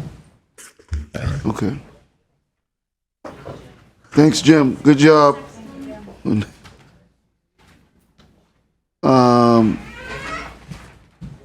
Oh, okay. So the motion carried 6-0. Yes. Don't know if I said that. Okay. All right. Where are we now? I'm still actually with- finished, and No, it's on me. Commissioner Reed. Can I have some of Commissioner Henry's time since she's not here? No, but you can have, but you can have some more of your own time. Thank you, sir. I neglected to say this. As you all know, our events planner is expecting. Yeah. So any planning that we're doing, we need to do it now. So any asking for assistance from you all, I have to do it now. You know I have a heart for the senior citizens, for children, and for animals, right? So in December, you know, we host the little senior dance. And the members of Kappa Alpha Psi are partnering with us because, you know, this was Charles Bryant's idea when he worked here. So he's come on board working with us. We're opening it up to all senior citizens in the city. You know, when it was just me, it was just Senior Oasis. Well, we're expecting 400 at the Cherry Center. It is themed. You know, there are costs that come with this. So I'm asking for your partnership on that. And it's that same weekend where we do the Christmas parade, the Christmas children's party, and the Senior Oasis dance. So that's my other thing. You know, Jackie Robinson Park is under construction as we signed that beam today. So the children's Christmas party is going to be moved to behind the library where we have the trunk or treat event. And so we're already planning. We've already had 2 meetings regarding these 2 events that I do in December. So your assistance is greatly appreciated to help me with the seniors of our city. We do have a new person that helps us with sponsorship. And in her ask to the community, they never knew we even had a dance for seniors. 55, now I want to make it 62, but right now it's 55 and older. As I said, at 55, I wouldn't have come to this dance. But it's 55 and older, 400 senior citizens of our city, and they have to be Daytona Beach residents. because we spend our money on our people. On December, it's like the senior citizens. Then the next weekend is the Christmas party and the children's Christmas party and our Christmas parade, just like it was last year. So give that some thought, please, to help sponsor those two events. They're not budgeted, so we have to kind of make them happen. Well, I'll partner with you for Thank the you. senior prom. You have an amount in mind yet? I will get back to you. Okay. How much money do you want? Ooh, I love that answer. Can I have like $2,000 from you? I'll let you know in 2 weeks. I'll have to look and see what's there. Okay. Okay. Okay. And I'll partner with you too. Okay. Not sure how much yet, but I'll let you know. Right now, you partnering with both or just, see, now, I never knew how, my mother used to say, if you don't have it, you work until you get it. I never started asking people for money till I got in this position. And now I don't have any problems asking for money. So there are two different events. It's a senior prom and the children's Christmas party. And you've seen how those kids love it. I mean, some kids may have never gone to Jackie Robinson Park. And when we do this party and they have the freedom to run all over that park and just be children, it's a beautiful thing. And if any of you are business owners out there and would like to help sponsor this, we'll take some sponsorships as well and put your name on the banner. I'll do both. Oh, thank you. I'll do both too. Thank I'll you. figure it out. Ken, are you saying you'll do both too? Thank you, Ken. Thank you, Mr. Mayor, for that time. You're welcome. I hope I can count on you too. You know you can. You can count on me for something. You know that. We are a community that has suffered some very serious loss. We lost Tim Huth, who was the former principal of Mainland High School and Holly Hill Middle. In fact, he came out of retirement to help Mainland High School during a difficult transition period, not once but twice, to serve sort of as an interim principal. And he was the deputy superintendent for Volusia County Schools for over 15 years. And as one who has known him since I was 10 years old, I don't know of any individual in my lifetime who had a deeper and more pronounced, broader impact on public education than Tim Huth. And I say that he was an amazing individual with a deep spirit of understanding and compassion. And I thought very much about him. Of all the people that I ever met, he knew how to shake a hand better than anyone that I ever knew. He just had a way of engaging individuals, and you felt safe. You felt like you were in the company of a good person. As a person who believes in diversity, Tim Huth, being from Cincinnati, Ohio, the highest compliment I think that I can pay him is this. And I don't want to ever offend anyone, but as a white person, as a man, I think that any person who entered his presence, regardless of how different they might have been from those dynamics, always felt welcome. And he did that in a way where he never once mentioned race, gender, sexual orientation. He never ever, in the 40 or 50 years that I've known him, 40 years, 30 years that I worked with him or for him, he never had to say, this is black, this is white, this is male, this is female. Never said it. But no person that I know who ever worked for him or with him ever went away not feeling valued and appreciated and wanted and desired, welcomed.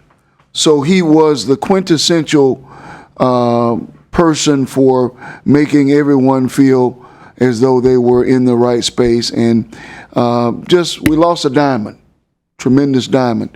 But to that end, I stated that those of us who remain in education and those of us who remain in this community have a challenge to make sure that the way that he carried himself continues to live on. And then we lost the other day Bob Davis. Two very different men. Bob Davis was the life of the party, and he was jovial. He never took a moment not to crack a joke or to make light of a situation. Always made light of himself. Never took things too seriously, but took the work that he was engaged in with the Hotel Motel Association, over 50 years of service, teaching new general managers how to manage the history of our community. And he did that for 50 years, but he never lost touch with the present. So he was always able to connect us to who we were and what we had been, where we wanted to go. He was amazing at being able to bridge the gap between the past, the present, and our future. And then he connected all of the hotels to schools. Did so much for schools, was on the board at Daytona State, made certain that all of our schools in Volusia County had business support. Just an amazing gentleman, lived a full life of over 86 years, and requested, rather than having a funeral, that you have a party. So while the family is going to celebrate him on Friday, I am partying on earth, remembering Bob. Bethune-Cookman's new president has gotten off to a fast start, busy, great challenge.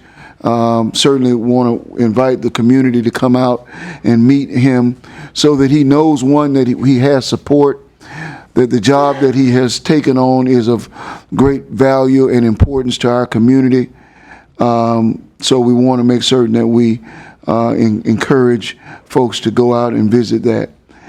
I mentioned a few weeks ago that it might be that Mainland High School might be an A school, and that Volusia County might be an A district. Well, for the first time since I think it's 2006 or 7, Volusia County has ascended to an A district. And that's a big deal. And for the first time since school grading came into being, Mainland High School, which is a school that has a rich history, one of the very few schools in America to have 3 Blue Ribbon Awards, which is the single most prestigious educational award for public schools in America. And Tim Huth was principal during the last of that Mainland High School received that. Well, for the first time in its history, Mainland has earned an A grade.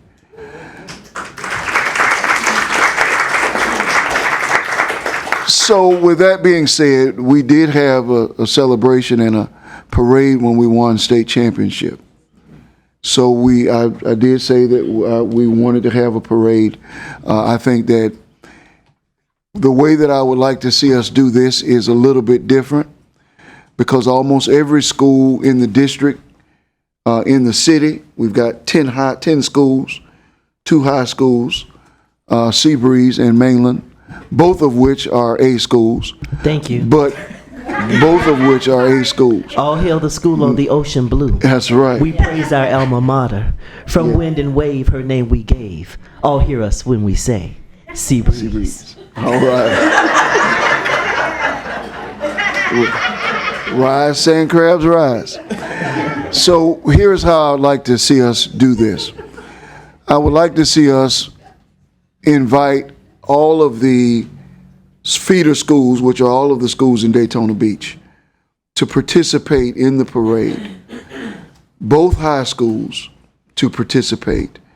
Of course, the superintendent, and because we are an A district, and we want to acknowledge just how important it is that we celebrate our students when they achieve this level of distinction, and that we say to them as they are going back to school, probably sometime after the second week, we'll get with the principal and the staff and begin inviting all of the schools to bring their bands and their different auxiliaries to participate in what I think should be a celebration honoring first that A grade, second the county grade, and then the A school in Seabreeze as well.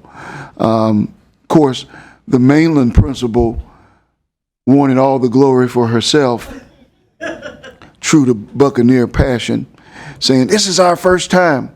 I said, "But we are an A district. We've got 2 A schools. We celebrate everybody. And we certainly want to say to those feeder schools that we need you to keep feeding and keep working, and we continue to build on what we have been able to accomplish." And it's not been an easy journey for Mainland, and a lot of things that we've done here as a commission. You all have invested a lot in that school, from the activities that we've supported to ensure that the students were able to get to those events, to the graduation assurance program that we fund. So we've done a great job, but when our schools are of an A nature, that makes us a place where people want to be.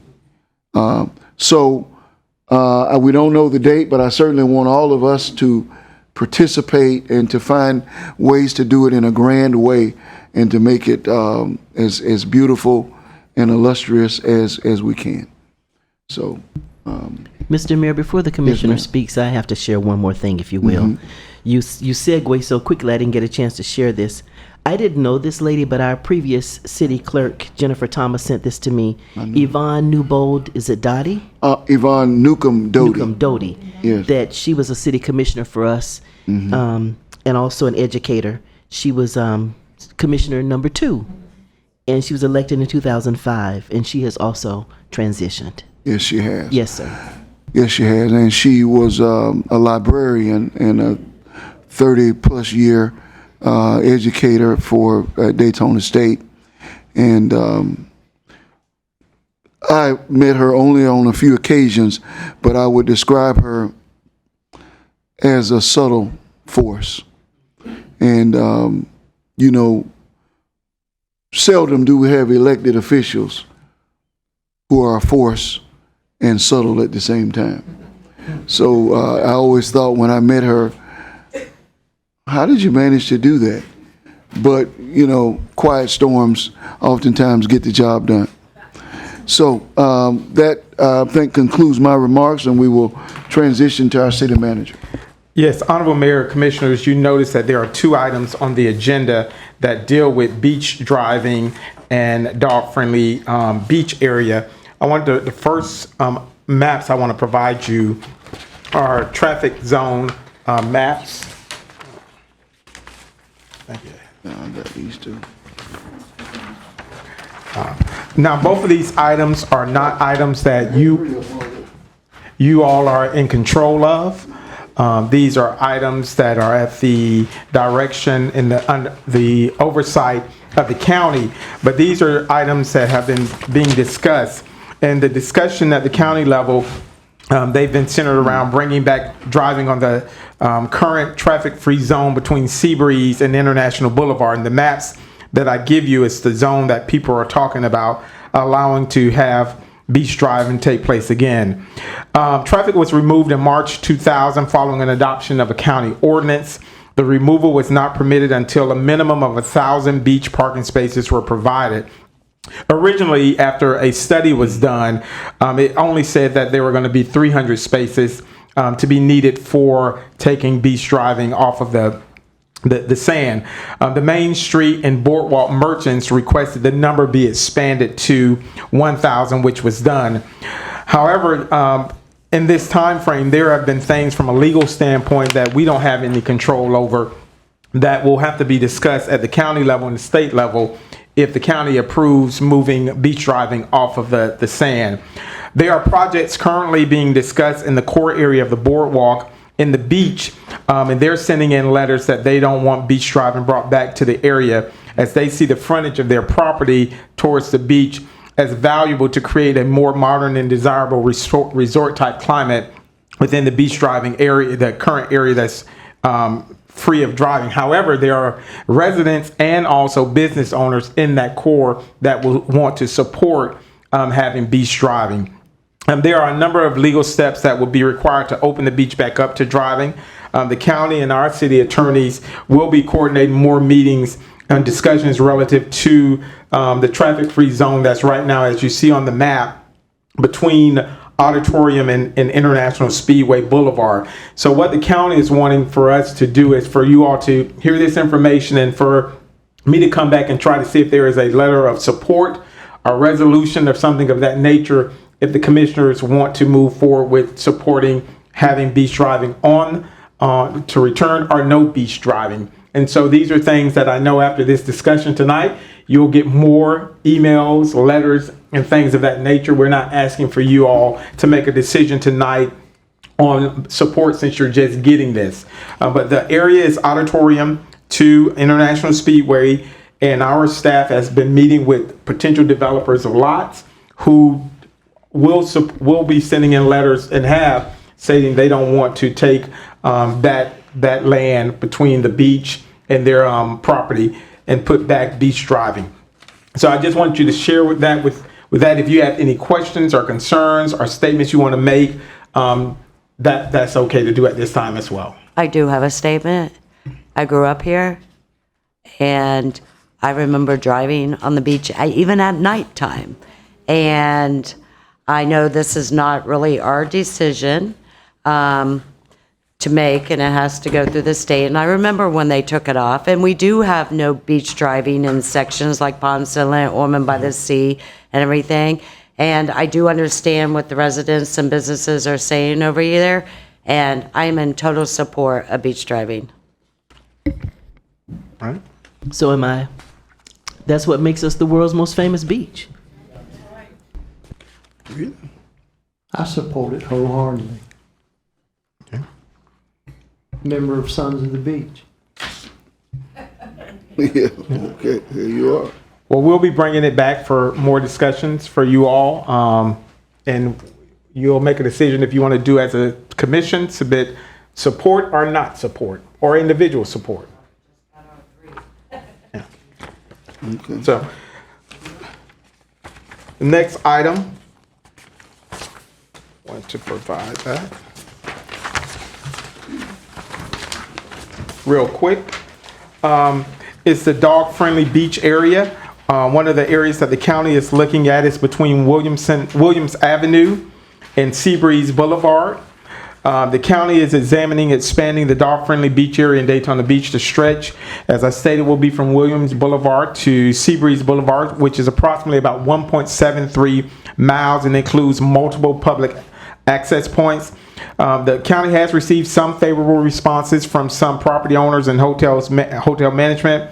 Also, the Daytona Dog Beach Inc. and numerous citizens, you all have received many of those letters in support of these projects. So we're going to want to bring back this item to see if there is support after we hear all of the different issues that go along with it for having that dog-friendly beach area 1.73 miles between Williams and Seabreeze Boulevard. And I'll be making sure that any letters that come in from different property owners will be provided to you all in a full package. And I have a statement on this as well. Do you want to go, Commissioner? Okay. So I do have a statement on this as well. I watched all the county meetings, and I watched this because they did open some, and I was like, I don't know, because I am a dog. I do have a dog. I would never take my dog to the beach because my dog goes and gets groomed every 5 weeks, and I'm just not going to have Sam please and everything. And we're both dog lovers, but we're different moms. But I have watched this, and it is actually working. Okay, so, I mean, it's to each their own, and I have no objections having a dog. So, my 2 cents. You know I want it. And I had a conversation with Weston, and he's looking forward to it. Pause in the audience. And you know, it has, that salt water has medicinal properties. Oh, absolutely. If our dogs could walk No in it. doubt about it. And exactly. So Weston No is doubt all about for it, and so is his mom. I'm a dog lover too. I will be, all of the emails that have come in, they will be a part of the exact package of those for and against. And we'll make sure that the date of both of these items being on the agenda are publicized well in advance. But just so the residents know, we don't have the final decision. It is all county. Yeah, that is correct. And there are numerous legal hoops that Attorney Gross is not here this evening, and that's why we're not really asking for too many votes tonight, because those two entities, the county and city attorneys, need to get together to figure out what the legal ramifications is for beach driving, and also make sure that there are no property owners that own certain rights within to the sand. For the record, I'm for the dog beach as well. He's a dog dad. That concludes my report. Very well, very well. All right, any remarks? No, I don't have anything, Mr. Mayor. Okay. Dogs are great. I wish I could have one, but everybody in my house is hypoallergenic. And I have no problems with the dog park. So I'm going to be supportive of that. I'm already sure of that. Beach driving, that's another matter. We have to talk about that because it's not that quite cut and dry for me. Okay. I think that's it. That's it? All right. So now we will hear from the greatest citizens on the planet Earth, residents of Daytona Beach. Okay, my first speaker is Nancy Denza, and on deck is Linda Bostic. Okay.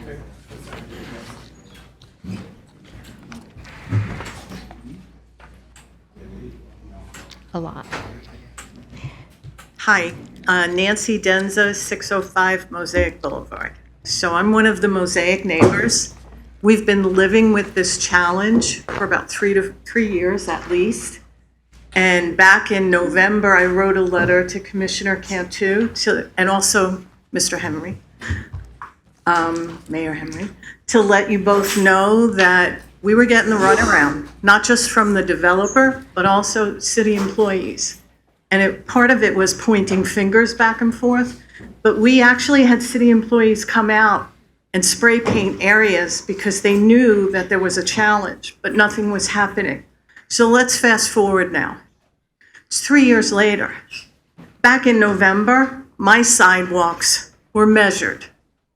And I was told that one area is completely flat. There's no pitch at all.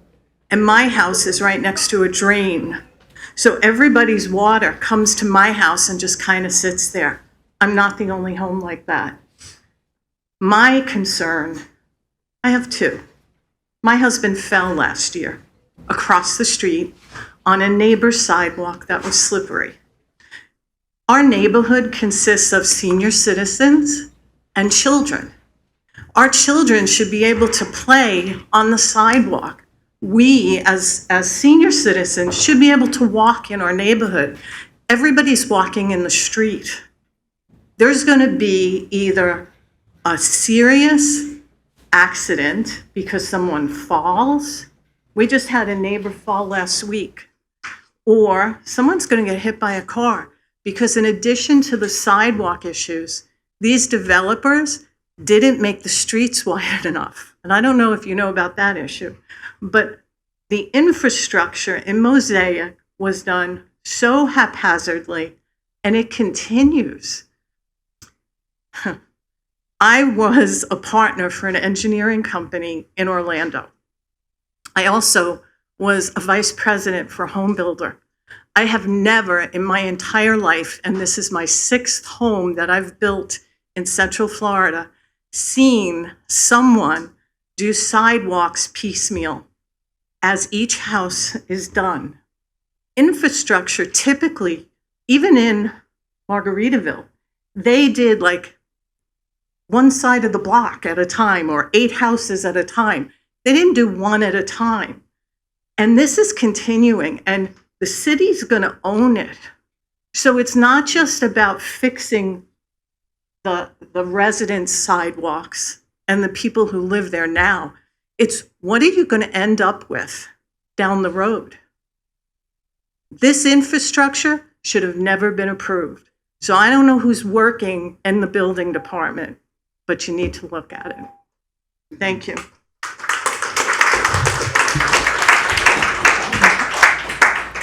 Our next speaker is Kara Fuquay, and on deck is John Nicholson.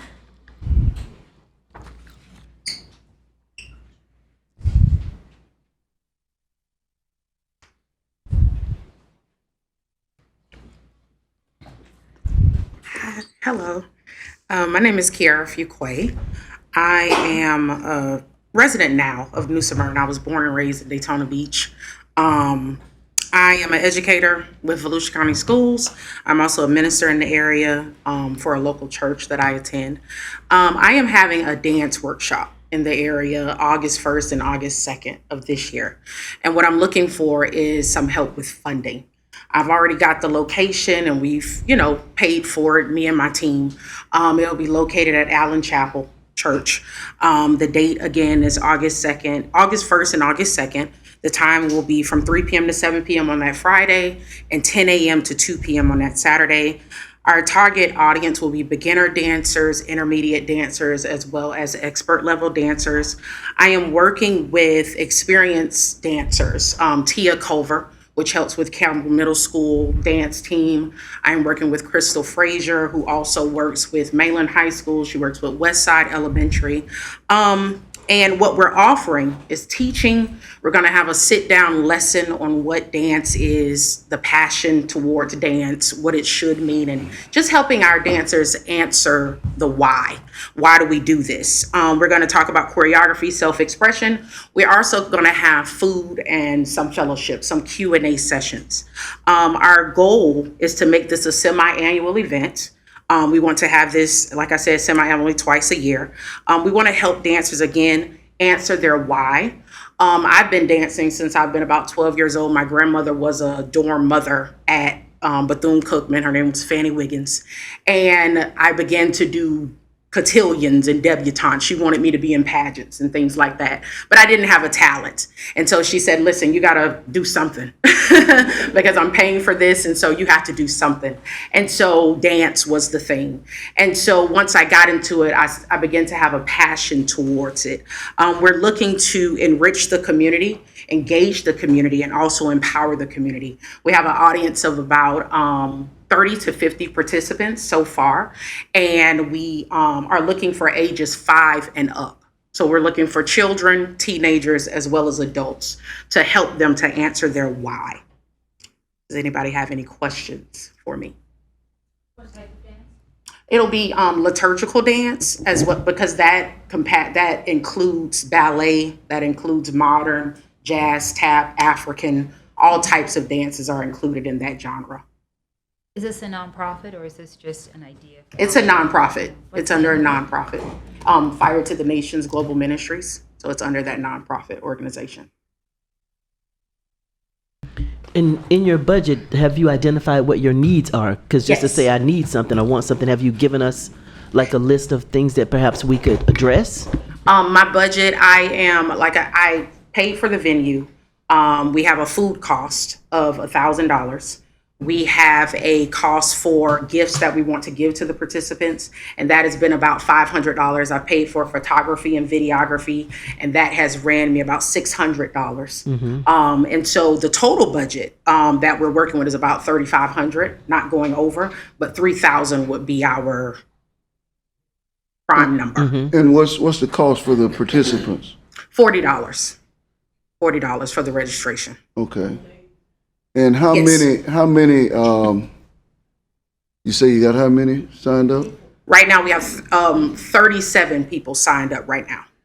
I've already heard about this, and in fact, my wife was going to have a launch for a book with my daughter, and she canceled it because of this event, and she didn't want to jump over the event in any way or be on the same day. So I've already supporting it, and I would like my daughter to be signed up. But I would also like to sponsor children who can't Yes. go. Okay. So if you have 10 people, 10 children who cannot afford to go, I will sponsor that. Absolutely. That's what I would like to support. Thank you. Okay. And I'll sponsor the 500 for the gifts. Okay. Thank you so much. I really appreciate that. Okay. So, just to clarify, Mayor, you were sponsored 10, and what was the cost on that? $40. Okay, so 4,000. 400. So I actually built a career from teaching dance, professional ballroom and Latin dance, for about 20 years. Right. So I believe in dance. I believe dance is actually a profession. It's part of the cultural arts, which is why I'm super pro cultural arts performances, especially in the community. So there might be an event coming up that maybe some of your dancers can participate in May, in the next upcoming year. So I'll be calling you on that. Okay. I think performing is fantastic for self-confidence and self-esteem. I think it's great. So I'm going to also do $500, please. Thank you. Can I do a reveal? Have you all enjoyed Saxman Fuquay? This is Mrs. Saxman. Oh, that's his wife? I knew he Yes. was going to come up. That's my husband. She want to be herself. Yes. Well, I kind of figured you was your wife when you said the name. But then when you said Fanny was your grandmother, you know, you're a winner. And Pasco. You come from a winning family. She's staying on. Yeah. That's all right. Okay. That's good stuff. Okay. We're very excited about it and for you, and thankful that you are taking your vision. I just love to see folks who are here and came up get right back and get involved and give back. I'm always supportive. Okay. And a lot of times they will hear me get supportive of folks, and I'll say, that's my student. Well, she's not my student, but I'm still with her. That's right. Thank you so much. Okay, thank you. And if you can email me the information, your 501c3 information, and then I just want to clarify that you guys are taking this out of your support funds, correct? Mm-hmm.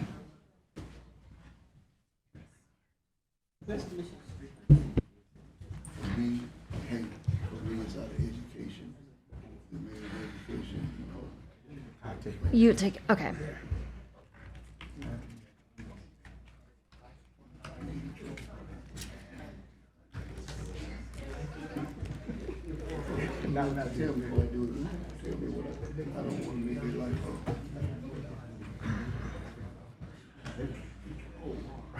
Okay.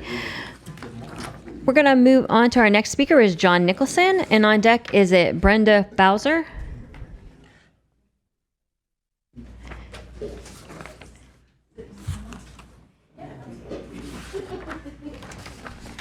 John Nicholson, 413 North Grandview Avenue. I ran into some of the volleyball players this weekend. They were wondering about the volleyball court on City Island.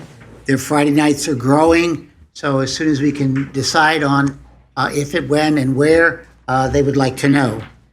Secondly, I noticed the boat ramps went to Ponce Inlet, Ormond, Shores, South Daytona. They don't have boat ramps. Daytona Beach has all the boat ramps. I'm wondering why are we providing boat ramps for the county at our expense? So I'm wondering whether it's something that we should charge, free to our own people. But if somebody from another county or another city wants to use our boat ramps, charge them for their maintenance. Providing for the other county and for the cities that are not Daytona Beach shouldn't be our responsibility. And at some point, we have to cover our derrieres and be responsible to the residents.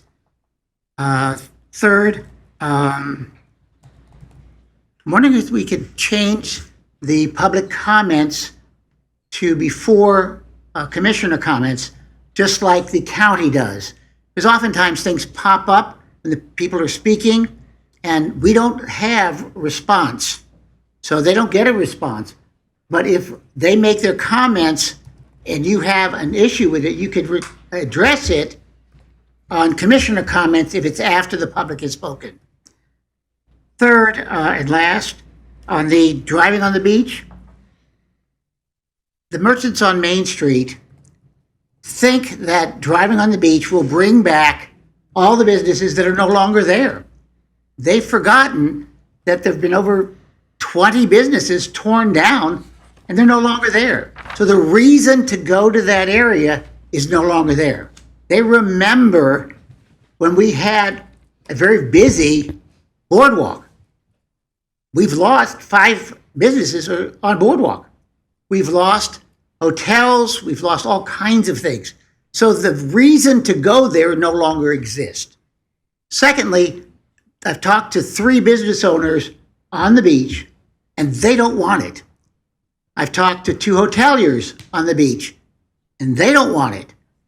Apparently, Pietro has people that want to build in that area, and they don't want it.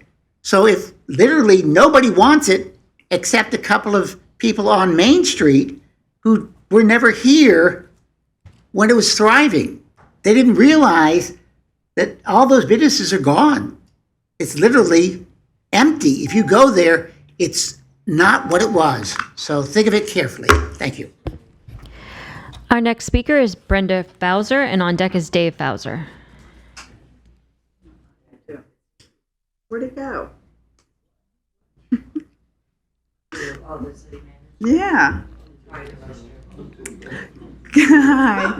Good evening. My name's Brenda Fowler. I live at 648 Mosaic Boulevard.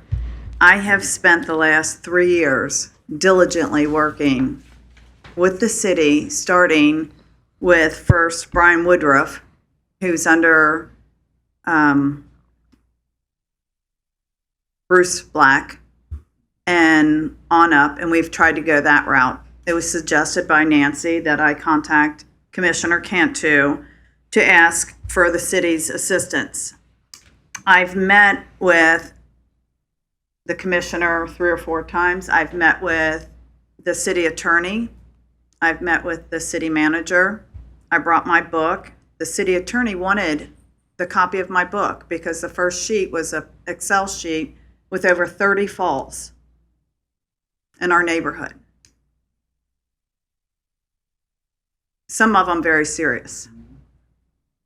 Now, as a homeowner, I don't want to have a policy be canceled or increase insurance premiums because somebody fell on a sidewalk that I have no idea why it was not inspected. Was it inspected? Can't get the answer for that. I've asked numerous questions about who signed off on the sidewalks. How were these bonds allowed to be expired? Who's sleeping here at the city and not holding these builders accountable? Our builder has lied to us numerous times. They falsely advertise what they're selling there. They use the city's tennis courts as part of their advertisement for their community. Look it up. I've sent registered letters to the city officials here. I got a response from Bruce Black and Commissioner Cantu.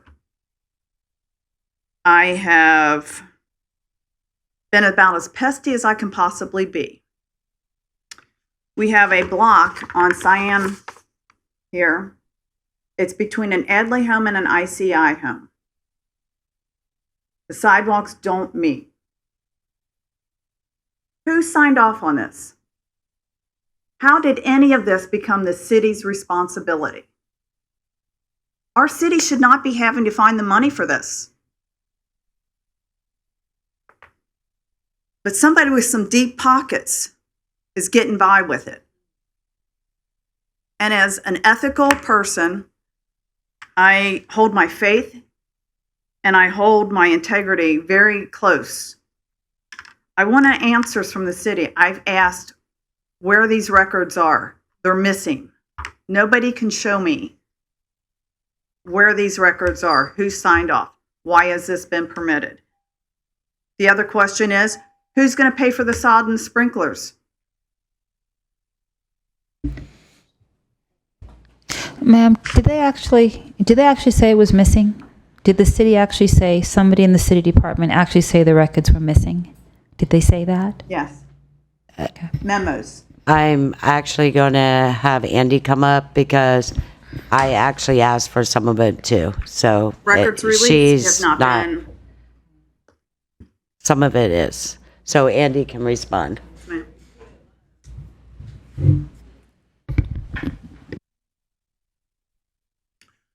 Good evening, Andy Holmes, Assistant City Manager for Infrastructure.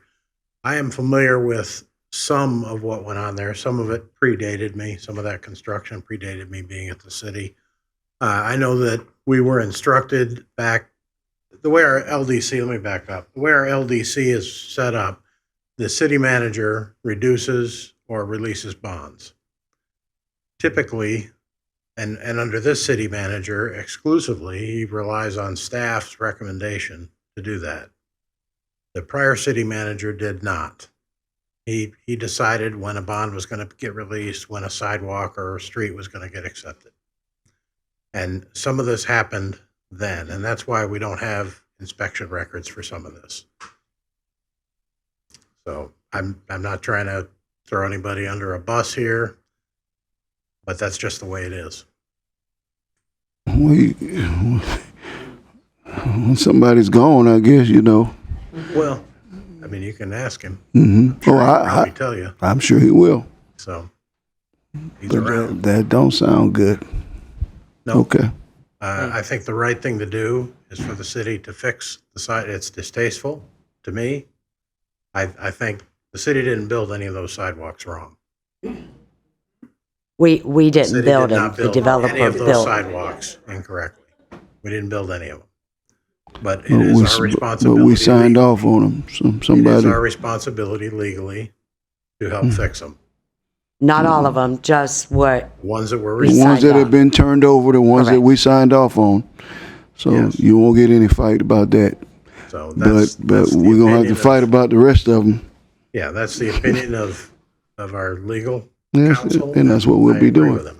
So I that's agree. what we're working to do. I'm happy to. Thank you. Thank you. Any further questions? Thank you for telling us. Thank you. Thank you. Our next speaker is Dave Bowser, and on deck is John, I believe it's Bethany Buttry. Good evening. My name's Dave Fauser. I am Brenda Fauser's assistant. And knowing my wife the way I do, I know she has more to say, so I yield my time to her. We don't do that. We I'm don't- sorry, yeah, we can't we do don't- that. we don't allow that. We don't allow that, no. No. No. So you have 3 Just- minutes to speak. Just give her your. You're a retired police officer. You know how to speak. I do, but I know who's got more to say. So anyway, can relate. yeah, the one thing, I mean, obviously you acknowledge now there has been an ongoing problem. This has been going on for 3 years that we've been trying to deal with this.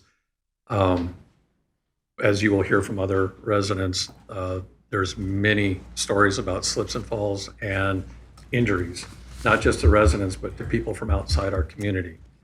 One thing we have all been very fortunate of as residents there is that our insurance companies have not found out about the ongoing slip and fall problem in front of our homes.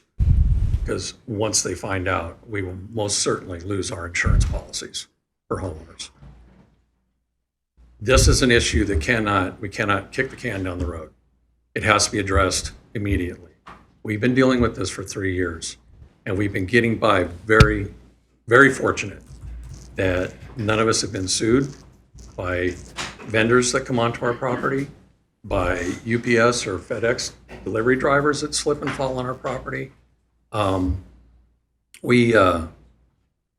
We've been very fortunate, but we do realize now the liability that falls on us, on our shoulders. Now that you're all aware of it, now it falls on yours. We recognize that you're only responsible for the areas that you signed off on. But what we want to know is how are you going to hold the builder accountable for the rest of the sidewalks? Because this is an issue that it affects all of us in the community. So, the question goes back to you guys. What are you going to do about it? And how are you going to go about, getting this resolved in a timely manner? So based on that, that's all I got. Thank you, and Andy's going to answer that question. Wait. Andy Holmes, Assistant City Manager for Infrastructure. It's a good question. The way we hold the builder accountable is we have active current performance bonds in place for the sidewalks the builder is responsible for. And if the builder does not fulfill his obligation, we will call the bonding company. There's a process for that, and we will have the bonding company finish the work. Thank you, Andy. Our next speaker is John Buttry, and on deck is Delilah Krimmel. Mr. Mayor, City Commissioners, my name is John Buttry, and I want to say, first of all, thank you for addressing this issue. As a lot of people have said, it's going on for a long time. I have a couple of concerns when these repairs get started. I've lived in other neighborhoods. We lived in DeLand previously, and the quality of the concrete work on the sidewalks is so poor in general. My wife and I walk a lot around the neighborhood, and it's not just the fact that they're settling. Ours had voids in them within the first week, and there's a lot of sidewalks that are that way. The drain in front of my house, that's right on the corner of my house, it's actually slopes to my property. So whenever it rains, whenever the neighbors run their irrigation system, it runs onto our property. And I mean, that happens a lot. So if I know it's often the most attractive bid that gets the work for repairs, but if it's the same concrete people that have been working in there, I don't have a lot of confidence that their product, their finished product, is going to be very good. So it's just a concern, suggestion, that we make sure that when it comes time that we do have someone that's very reputable. My other concern is, I was a developer. I live in an Adley home, and Jamie Adley is no longer actively building. So I don't know what the status of his bonds are, but if the sidewalks get corrected, and when they were out measuring the other day, they said that my sidewalk was 2¼ inches below the level it was supposed to be.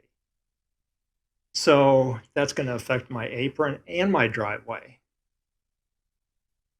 I don't know what leverage you'll have over Jamie, or if ICI is going to come in and correct this, but obviously we're going to have an issue there. So those are my concerns, and thank you for your time. Is it Delia Krimmel? Okay. Sorry about that. And on deck, I can read the word Sue. I can't make out the last name after that. Is it? It's all bunched together. Yeah, with a K. Sue with a K. And a Robert, I believe, had the same last name. Okay. I'm sorry, ma'am. You can go ahead. I'm Delia Krimmel. I'm at 592 Mosaic Boulevard. Before Florida, we lived in Texas, Houston, which has comparable weather. It's very rainy. Before that, I lived in Washington State, which is extremely more rainy. Never had to power wash once in Washington State, and I power washed once a year for aesthetic purposes in Houston, just to keep up with the neighbors and make it look nice. Here we have to power wash quarterly at least, and it's for liability reasons.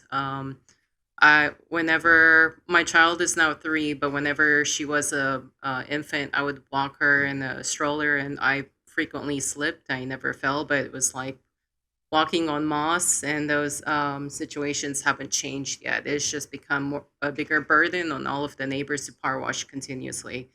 And as we all use our sprinkler systems next to each other, and we can follow whichever schedules we're given by the builders or online, we just kind of flood each other's lawns, which our lawn right now is has to be turned off most of the year because we just have water sitting on all of the sides of our house, and it just propagates in front of our street, and it's stained our driveway, and it's stained the street in front of where we live, and that's just an aesthetic thing that will be a poor resale, and I believe the developer would want to have in their best intentions to deal with this, because if you're driving around with the at least 10 plus homes that are for sale in the community now, not including these are second generation residential homes, being sold by owner or by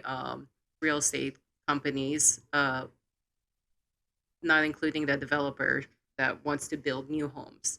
So if you have people walking and driving around seeing the status, and then you see this slippery muck, basically it just looks bad for them too. What do you want to show people? So thank you. That was my time.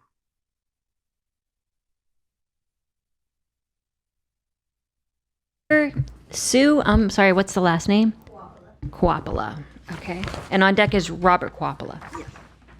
Hi, my name is Sue Kuopala. I live on Aquamarine, which is not currently, I guess, permitted or approved by you guys to fix, but I've seen people out there looking. My question is, one is, who is the civil engineer that designed the whole neighborhood that would show the way the sidewalk should have been drained? And my other question is, you speak of fixing the sidewalk, the this, the that. The whoever put the irrigation systems in put the sprinklers right up against the sidewalk. So there again, who's going to be responsible for that? As if you pull up the sidewalk, it's going to touch those sprinkler heads. So there's a lot more to it than just what the city manager mentioned that need fixing, and who's responsible, and again, who will hold ICI accountable, because as a resident, they promised us lots of things and they've done nothing promised. So those are my questions. Our next speaker is Robert Coppola, and on deck, I believe is it Mark Perez? Okay. Hi, good evening. My name is Robert Kuopala. I live at 433 Aquamarine Way. My wife and I have lived here for almost 3 years. We moved here from South Florida, where I've been a licensed architect of my own firm since 1983, and having dealt with contractors, builders, developers over the years on thousands of projects. To be honest with you, I have never seen such poor flat work in my life. You're just going through the neighborhood and you see many dips in the concrete, some that are too low, some that are a little bit too high, and some offsets that are tripping hazards. So also with my wife mentioned the sprinklers, the industry standard is to put a sprinkler at least 6 inches away from the flat work, just so that you don't get the back spray going on to the concrete. So we would like to see a set of the plans for the civil engineering drawings for the entire neighborhood. Also wanted to know if the city has any kind of a permit requirement for this flat work for the sidewalks. Apparently it's not working the way it is. I think it's being left up to the concrete contractor to install it. You have good ones, you have poor contractors, as I've seen over the years. And if you don't have a permit process for that, I would suggest you have one with a full set of plans with topos from a licensed surveyor. And this could verify that the new flat work does have the proper slope required by code and ethical standards. And I think if this was done, and even agreeing with the lady who first said that she worked for a developer, residential developer in the past, that pouring the entire sidewalk should be better than piecemealing it one property at a time. Since we've been here also, there's been many houses built past ours, and I watch those. We go around the neighborhood quite a lot, and each one has its own issues. The side's too high, the sidewalks are too low, you get this back spray from the sprinklers, and then the rain also. It's just a poor quality job. A lot of the concrete also doesn't have much of a broom finish on it to prevent slippage. So again, when this concrete gets wet, it molds because it doesn't drain. People who don't take care of their properties, or they oversprinkle with their irrigation system, they have this problem. So thank you for your time. Okay, our next speaker is Mark Perez, and on deck is James Rosa.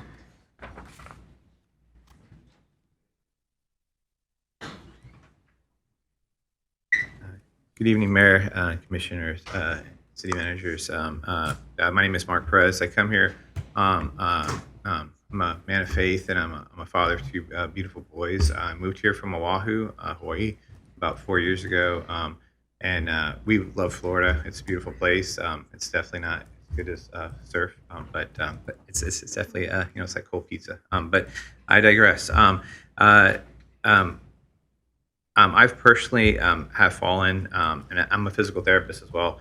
I've injured my back while just cutting the grass. My kids have fallen several times, and I don't know, I'm sure you guys have children.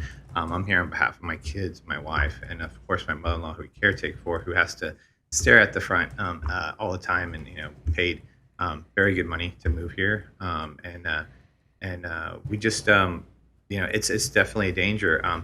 The construction of I can kind of go on. When we moved in on day one, we had a roof leak in our construction. With the 2 hurricanes, we had multiple intrusions of flooding. And with the new home, we just don't kind of expect those types of things. ICI kicked the can a lot. That stayed for a long time. They did repair the roof after they lost the tiling. It disappeared from our front lawn, which we were out of town, so somehow that didn't happen. So there's just been a comedy of errors, and I'm just here to just the construction of how some of these places are set up on the sides. I don't know. I'm a physical therapist, so I'm kind of a science guy. So just knowing fluids, you have 2 water boxes. You have an AT&T box that's going to draw water. That water can be drawn from any other side of a house that's maybe a block away or whatever. So it's just going to pool there. So with that grease and that oil and that muck, not only is that standing water, which can pose a lot of bacteria. We've had 2 friends who have came by, and they cut their knee, and one of them kind of gashed their forearm. There was a babysitter that came by, so she actually injured herself. I actually treated her. Luckily, I can treat myself, so that's a definite blessing. But I just want to. I'm just here for my kids, my family, because I just don't think it's. I think whatever's happening here is just needs to be corrected. I know not much on the structural end of things, but I definitely know that the no fault and the injury that can be proposed and the insurance things can be substantial for a person who gets injured and wants to pursue litigation on that behalf. So I mean, I definitely think that that's something to consider. You guys hope that you guys just do what's right, do what's in your heart. Just ask that you just do what's right with whatever you have to do to kind of make Adley and ICI to kind of hold true to that. Because it's just kind of interesting. I've never seen a place like kind of have a contract and then pass over to city. So I don't know how that kind of works, but definitely there's just ask you guys do what you're doing. Thank you for your time. And Mayor and Commissioners, I have seen the pictures. Believe me, she's gave me a huge book of all the falls and bumps and bleeding. So it's happening quite a bit. Our next speaker is James Rosa, and on deck is Emily Nice.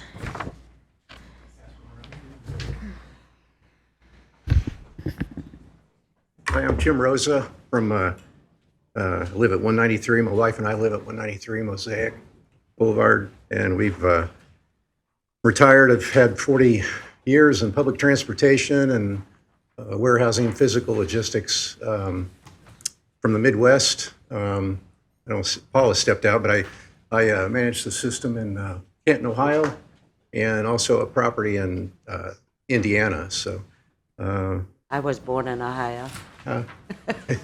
So originally from Indianapolis. During all my years in public transportation, though, I always answered to our public, transportation, people and the citizens and the properties that I managed and everything.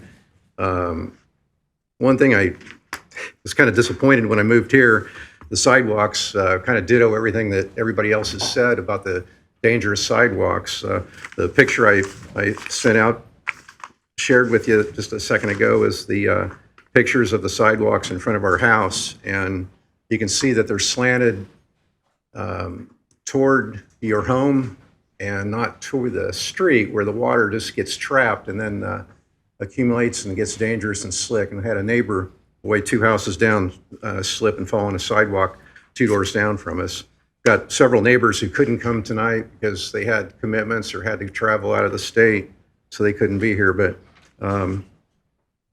over the time since we've been here, I sent letters out to, I don't know, 1, 2, 3, 4, 5, 6, 7, 8, 9, 10 different letters out to people. The first one was to, I think, the developer contact, Nina Hosini, on 11/17/23, and then I didn't get any reply. City of Daytona Beach, the street department, on 11/18, no reply. Talked to our builder, said he would get back with me on it on 12/4/23, no reply. 6/14 to our builder of 2024, no reply. David Waller on 8/23, 24, no reply.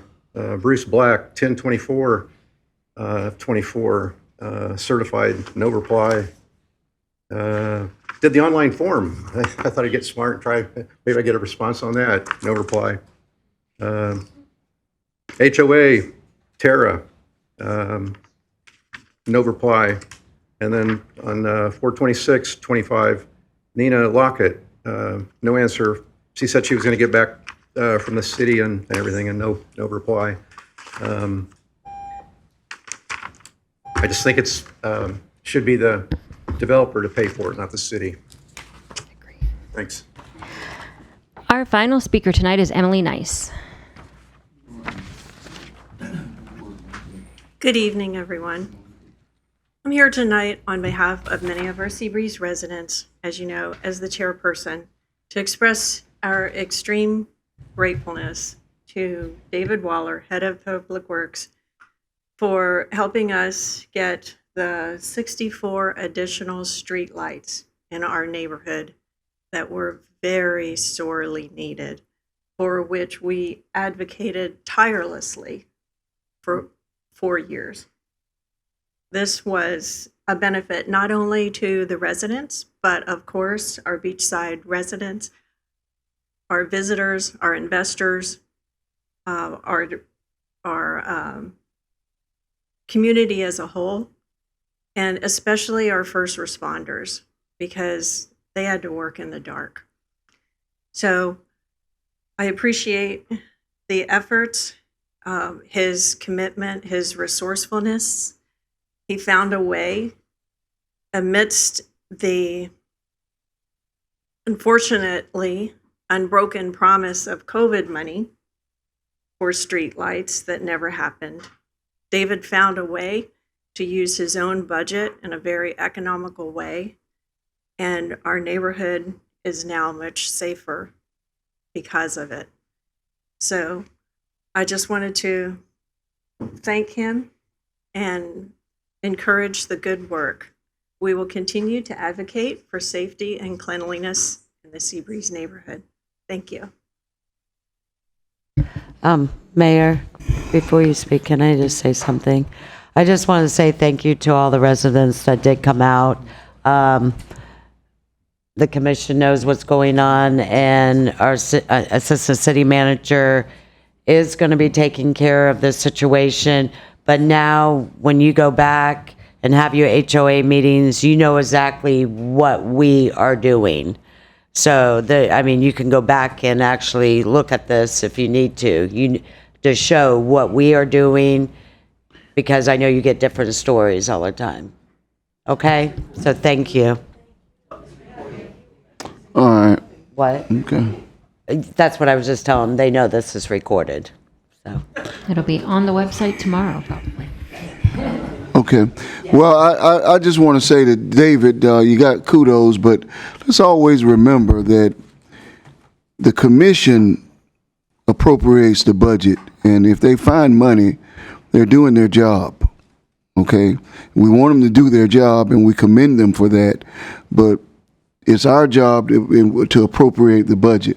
So I also, we value anything related to infrastructure.